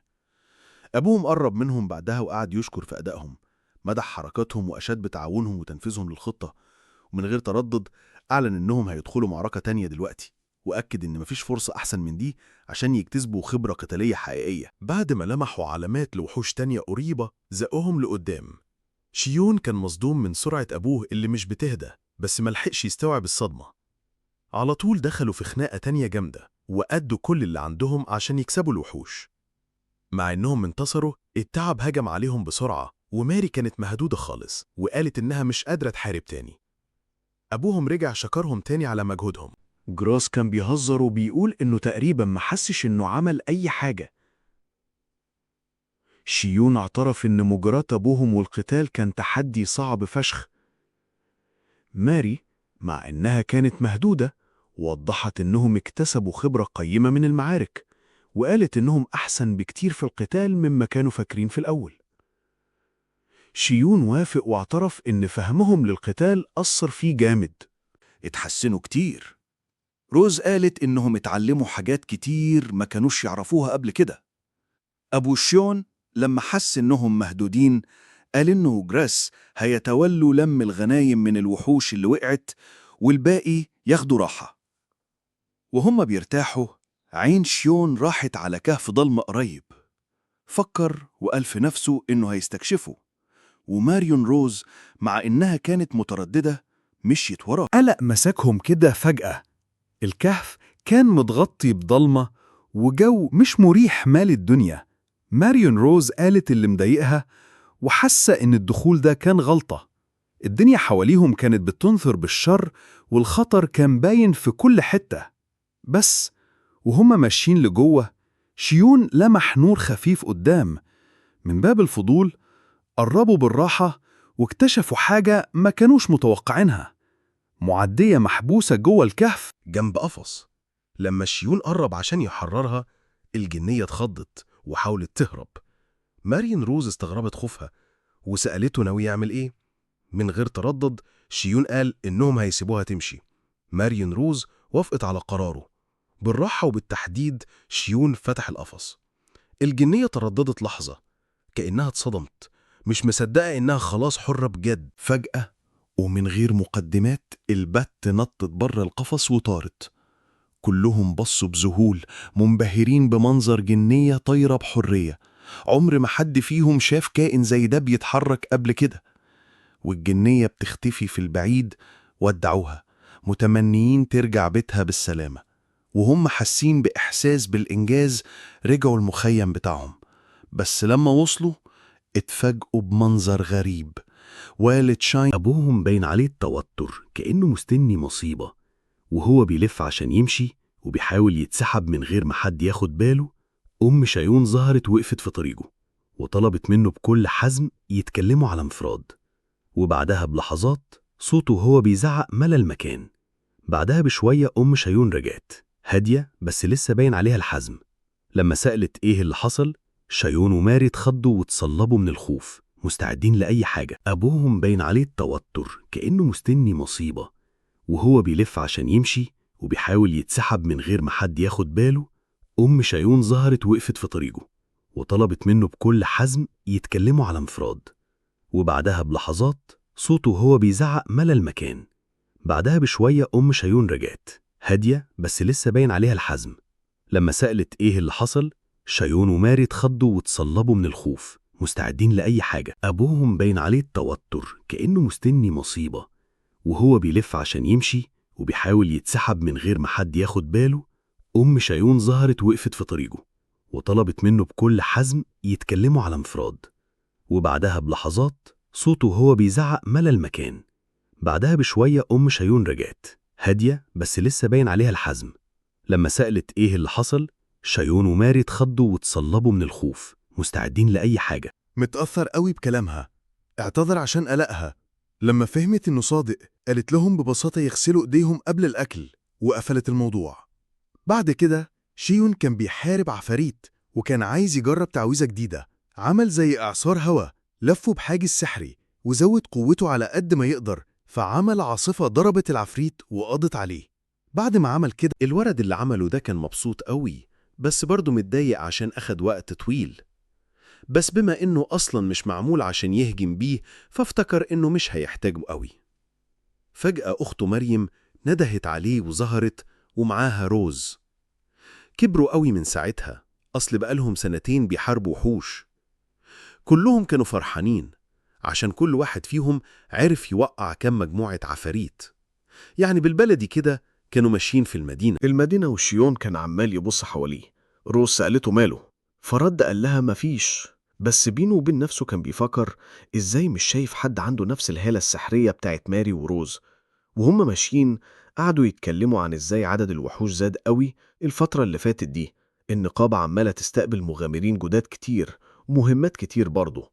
كانوا مستغربين من كتر عدد العفاريت بيدوروا في المدينة عشان المفروض العفاريت وحوش قوية ما بتظهرش غير في المناطق الخطيرة، وكمان لاحظوا إن عدد الشحاتين زاد. ماري اقترحت يروحوا جارست، وراحوا فعلا. جارست رحب بيهم قوي وقال لهم يقعدوا براحتهم، أصل مفيش زباين كتير النهاردة. شيون عرض يساعد جارست في تسييح المعادن، بس جارست قال له إن مش محتاج مساعدة النهاردة، وكمان مد إيده لشيون واداله الجوانتيات الجديدة اللي كان محضرها له. شيون كان مبسوط قوي وسأله إزاي لحق يخلصهم بسرعة كده، ده أنا لسه طالبهم منك قريب. جيرست رد عليه وقال له أنت بتبوظ جوانتياتك بسرعة قوي، بس ده بيبين تطورك وقوتك. وبعدين جيرست سألهم عاملين إيه، وقال باين عليكم ماشيين كويس حتى من غيري أنا ولا جاون اللي هو أوشيون. ماري قالت إنهم قربوا يوصلوا للرتبة الفضية. جيرست اتفاجئ، اتصدم وقال عمري ما شفت حد في سنك وصل للرتبة دي. ردت روز أنا كنت فاكرة إنك أنت ومستر جاون وصلتوا للرتبة دي قبل سننا. شرح جارست بصراحة إحنا ما كناش مسجلين في النقابة لما كنا بنحارب وحوش في سنك، عشان النقابات ما كانتش منتشرة قوي زمان. في نفس الوقت شيوان كان بيجرب الجوانتيات الجديدة بتاعته. راحت له ماري وقالت له انت بقيت تستخدم أنواع سحر كتير قوي دلوقتي، هتعمل ايه بقى؟ اعمل اللي تقدر عليه لو تعرف تستخدم أكتر كمان. رد وقال أنا أصلا بخطط لكده عشان عايز أتعلم واستخدم سحر أكتر وأكتر. سألته وبعدين شيون ما ردش. ماري كملت كلامها احنا بقينا أحسن بكتير دلوقتي بسببك، من غيرك ما كناش عرفنا نعمل اللمبة دي، وممكن كنا متنا بسبب العفريت اللي أنقذتنا منه. أنا ما افتكرش إن حد تاني كان ممكن يعمل اللي انت عملته. شيون اتأثر بكلامها. ماري زودت وقالت أنا متحمس، ما تفهمنيش غلط، أنا عايزك تعمل اللي انت عايزه، بس أنا عايز ألفت نظرك إن السحر اللي انت اكتشفته ده خرافي. أنا حاسس إننا ممكن نستخدم السحر ده في حاجات تانية غير الخناق والضرب. شيون اتفاجئ من كلامها.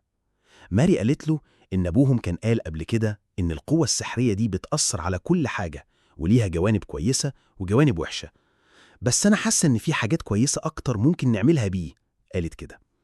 بعدين شيون كان بيتمرن مع أبوه وخناقتهم كانت شديدة قوي، ولما كان أبو شيون خلاص هيكسب، شيون نط من فوقه وعمل تعويذة أرض خلت أبوه يغرس في الأرض، وكده شيون كسب.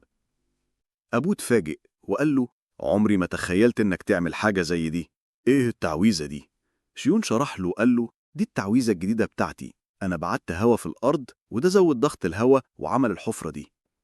بعدين شيون سأل مش قصدي أزود حاجة، بس الحركة مع تفعيل الضربات السحرية دي بتجيب آخر الواحد، لازم يشتغل على قدراتي البدنية أكتر.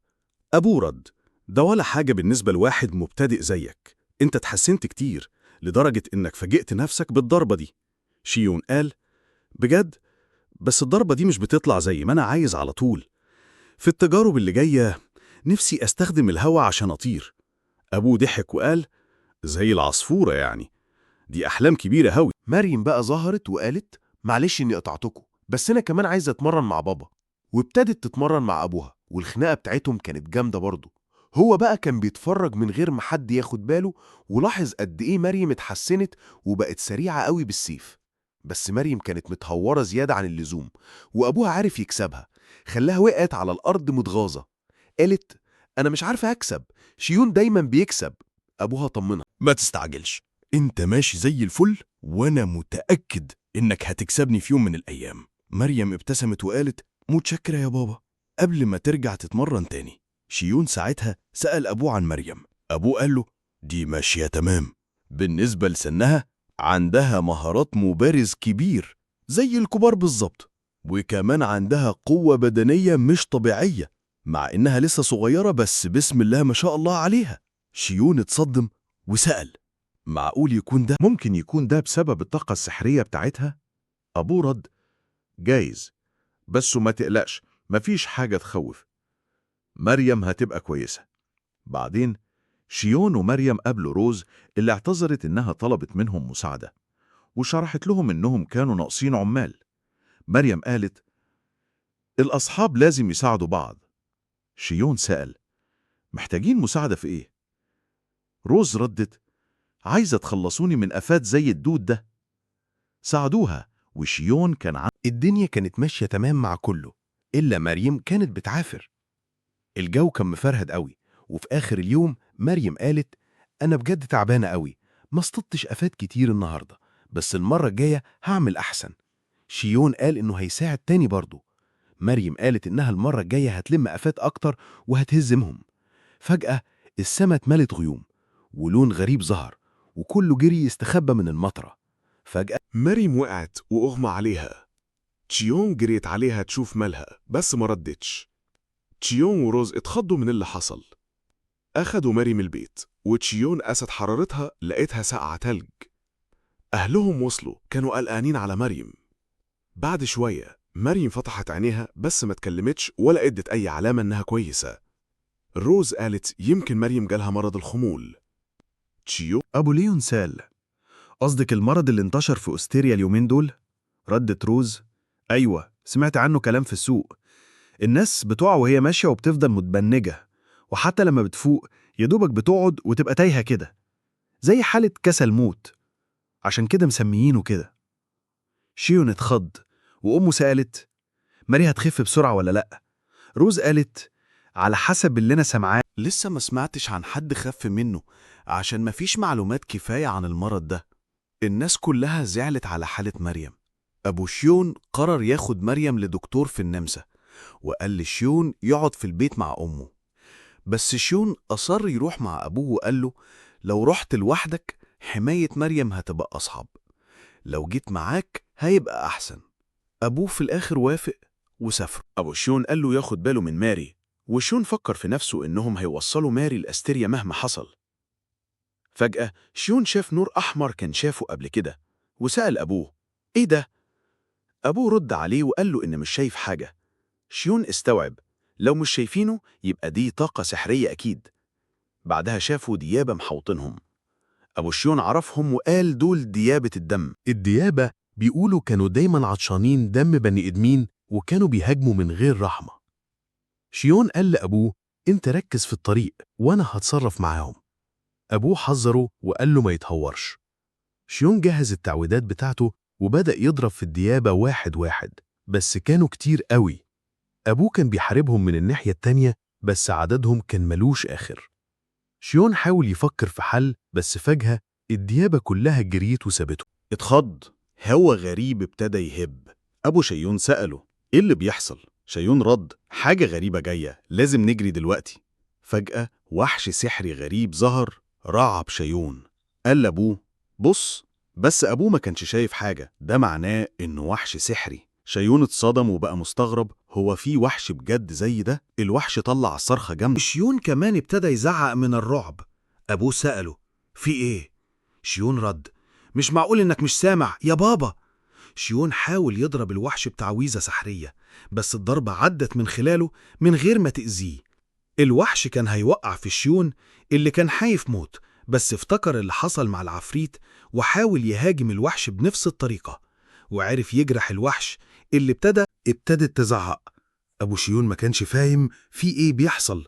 فجأة الوحش طار فوق الحنطور كأنه كان بيحاول يهجم على أبو شيون، بس النور الكهرباء اللي كان قريب من أبوه أثر على الوحش. الوحش حاول يهرب، بس شيون نط لفوق وقدر يخبطوه وقضى عليه. شيون كان هيقع على الأرض، بس أبوه لحقه وقال له تهورك ده بتاع كل مرة. شيون اعتذر، بس أبوه قال له ما تتأسفش، إحنا كويسين دلوقتي بفضلك. رجعوا ركبوا الحنطور وكملوا سفرهم. أبو شيون قال إيه الوحش الغريب ده؟ عمري ما شفت حاجة زيه قبل كده. شيون سأل أنت قدرت تشوفه؟ أبوه رد أيوة، شفته لما قرب مني. شيون بص على اللمبة وفهم إن هي السبب. أبوه قال لازم نوصل للمكان اللي رايحين. مفيش ضمان ووحوش تانية ما تظهرش. لما وصلوا شافوا ناس كتير بتعاني من نفس المرض اللي عند مريم. لما طلبوا من دكتور يكشف عليها قالوا لهم لازم يستنوا دورهم. شيون اتعصب وقال الوحوش وحرين عطلونا. أبوه قال له ملناش حل غير نستنى.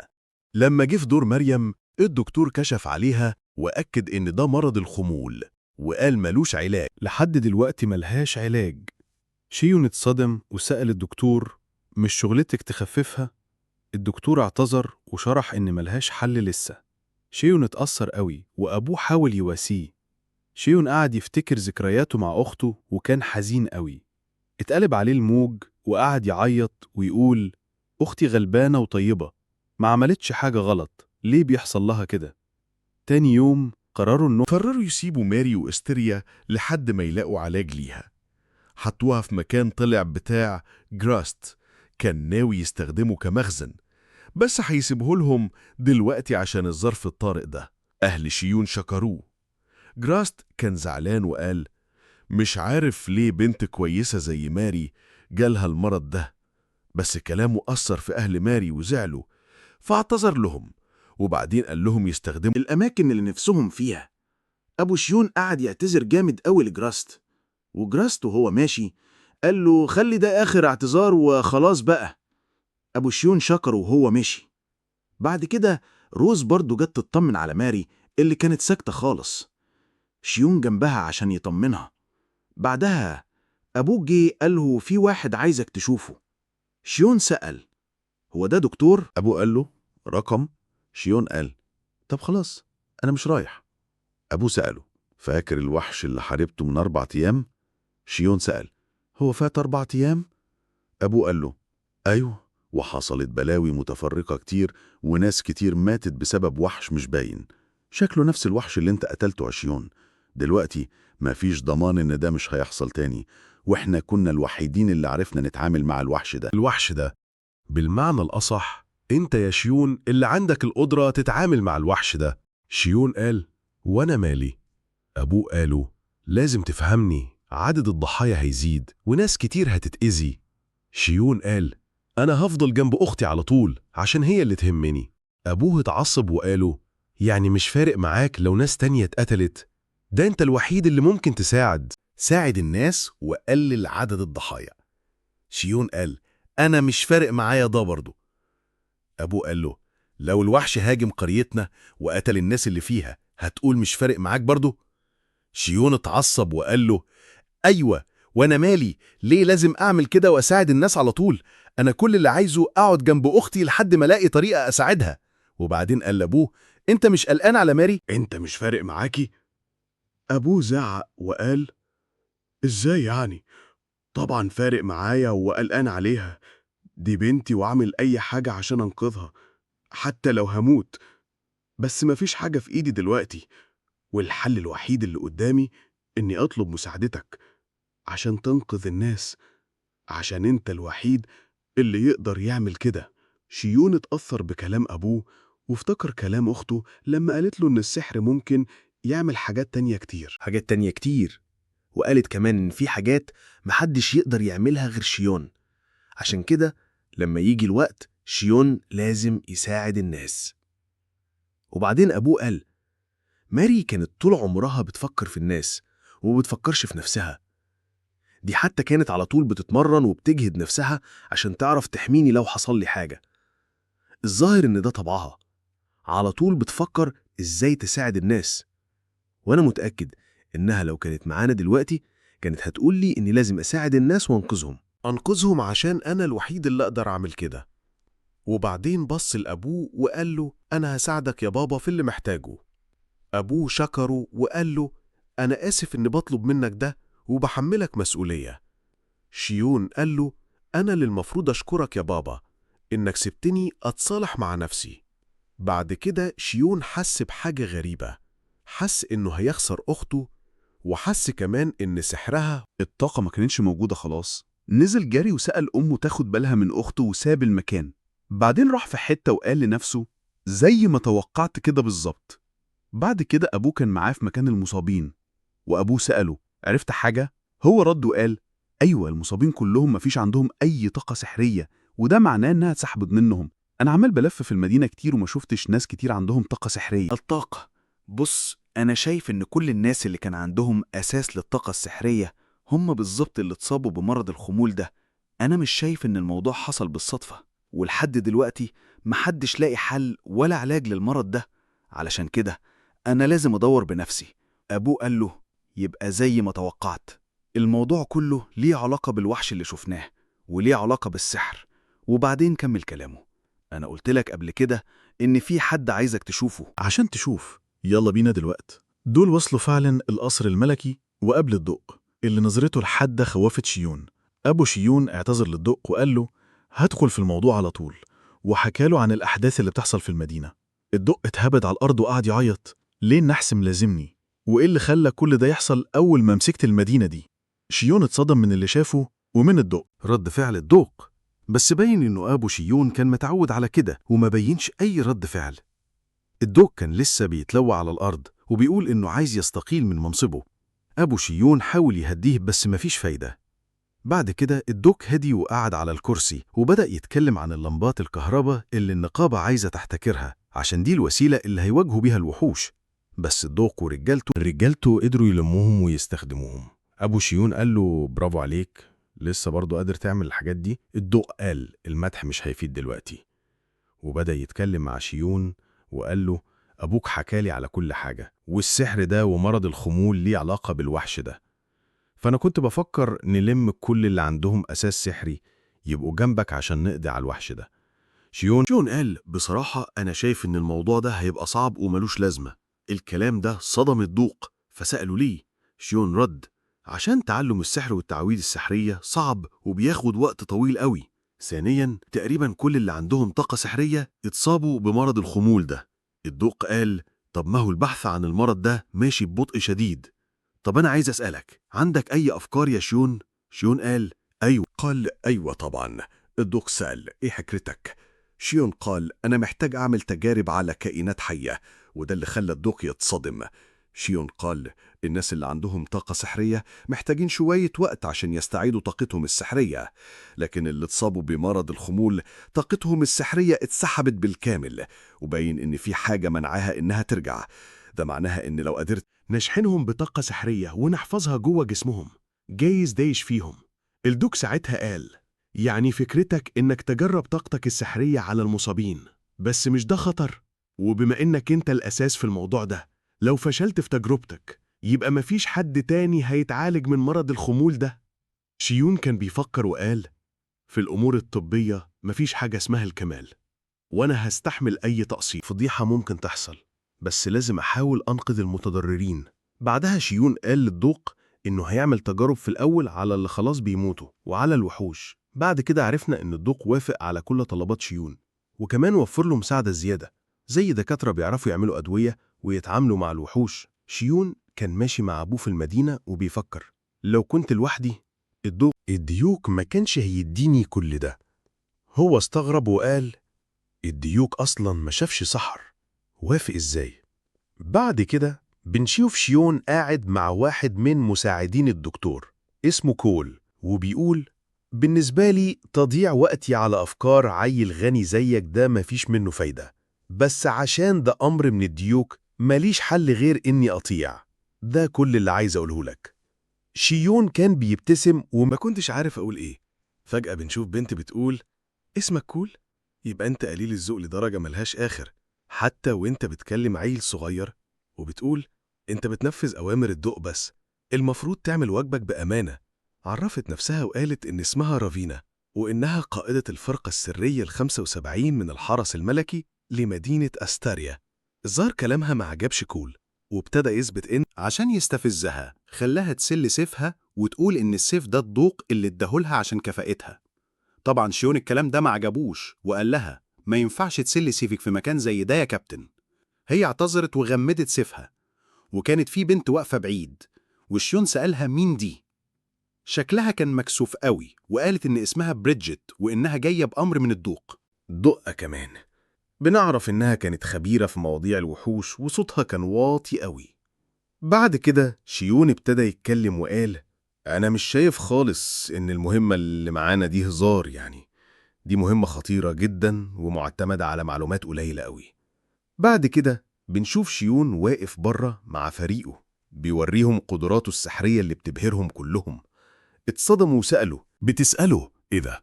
شيون ابتدى يشرح لهم ويقول الظواهر الطبيعية ممكن تتضخم ونستغلها عن طريق الطاقة السحرية. كول قال: يعني اللي شفناه ده سحر؟ شيون قال: أيوة، بس الأول الواحد لازم يكون عنده طاقة سحرية طالعة من جسمه، واستهلاكها بزيادة بيودي الإرهاق شديد وكسل لغاية ما تسترجع طاقتك السحرية تاني. وبعدين قال: ده شبه أعراض مرض الخمول. بعد كده ابتدوا ينفذوا مهماتهم وكانوا ماشيين في الغابة. رافينا كانت بتواجه صعوبة كبيرة بسبب وزن الدرع بتاعها. عرفنا إن كول راح العيادة عشان يعمل كام حاجة، في حين إن شيون والبنتين راحوا الغابة عشان يعملوا تجارب على الوحوش. رافينا تعصبت قوي وقالت إنهم نصبوا لها فخ، بس طبعا هي كانت لابسة درع عشان كده. بعد كده بريدجيت كانت بتتكلم مع شيون وبتقول له: أنا طلبت أبحاث تتعمل على الوحش المختفي ده، إيه علاقة ده بمرض الخمول؟ شيون قال لها: ليه علاقة؟ الموضوع إن الطاقة السحرية ممكن تقضي على الوحوش، وأنا جربت ده كذا مرة، عشان كده هيبقى خطر قوي نجربه على المرضى، عشان زي ما حصل زمان تفاعل الطاقة السحرية مع الكائنات السحرية أو اللي عندها طاقة سحرية هيولع فيها. عشان كده علاج مرض الخمول بالطاقة السحرية لسه كلام نظري، عشان هحتاج أدخل طاقة سحرية في جسم المصابين. عشان نعمل أبحاث محتاجين نجيب وحوش عندها طاقة سحرية ونجرب عليها عشان نلاقي طريقة ما تضرش المصابين. بالنسبة للوحش اللي انت مسؤولة عنه يا بريدجيت، اسمه راث. بريدجيت اتعصبت وقالت له: انت شفته؟ كان شكله عامل ازاي؟ قول لي. قال لها: اهدي، ابويا اصلا قدم تقرير وانت اللي اختاروكي عشان انت خبرة في المواضيع دي. الكلام ده حمس بريدجيت. بعد كده عفريت محارب ظهر فجأة خضهم كلهم. قالوا: ايه اللي جابه هنا؟ بريدجيت كانت متحمسة قوي. رافينا كانت متغاظة قوي، قامت مكسرة الدرع بتاعها وراحت طيران عشان تخلص على العفريت، وقالت: أنا حوريك قوتي الحقيقية. نطت فوق الوحش وقعدت تضرب فيه. شيون كان بيحاول يساعدها واستخدم قوته، بس ما جاتش في العفريت، جت في السيف بتاعه هو. التراب عمل مكان وخلى رافينا مش شايفة العفريت، فقدر يهجم عليها. كانت ضربة جامدة وطيرت رافينا بعيد فشخ، خبطتها في شجرة. العفريت كان خلاص هيخلص عليها، بس هي استعملت قوته وراحت لزع العفريت بطلقة سحرية جامدة. بعد كده رافينا رجعت للمعركة وموتت العفريت، غرقته في ركام حجارة كتير، وده صدم شيون. بعدها شيون سأل رافينا: انت شفت عفريت زي ده قبل كده؟ قالت له: لا، انا شفت عفاريت عاديين، بس ده محارب. عفريت محارب؟ وأنا عمري ما حاربت واحد زيه قبل كده. بعدين قالت إن القتال من غير دروع هيخلي القضاء على الوحوش دي أسهل بكتير. بس شيون ما عجبهاش الكلام وقالت: لو قتلنا كل الوحوش مش هنعرف نعمل عليهم تجارب. رافينا اتحمست قوي وقالت: يلا نكمل رحلتنا. وده خلى شيون تفتكر إنها نسيت الموضوع الأساسي أصلا،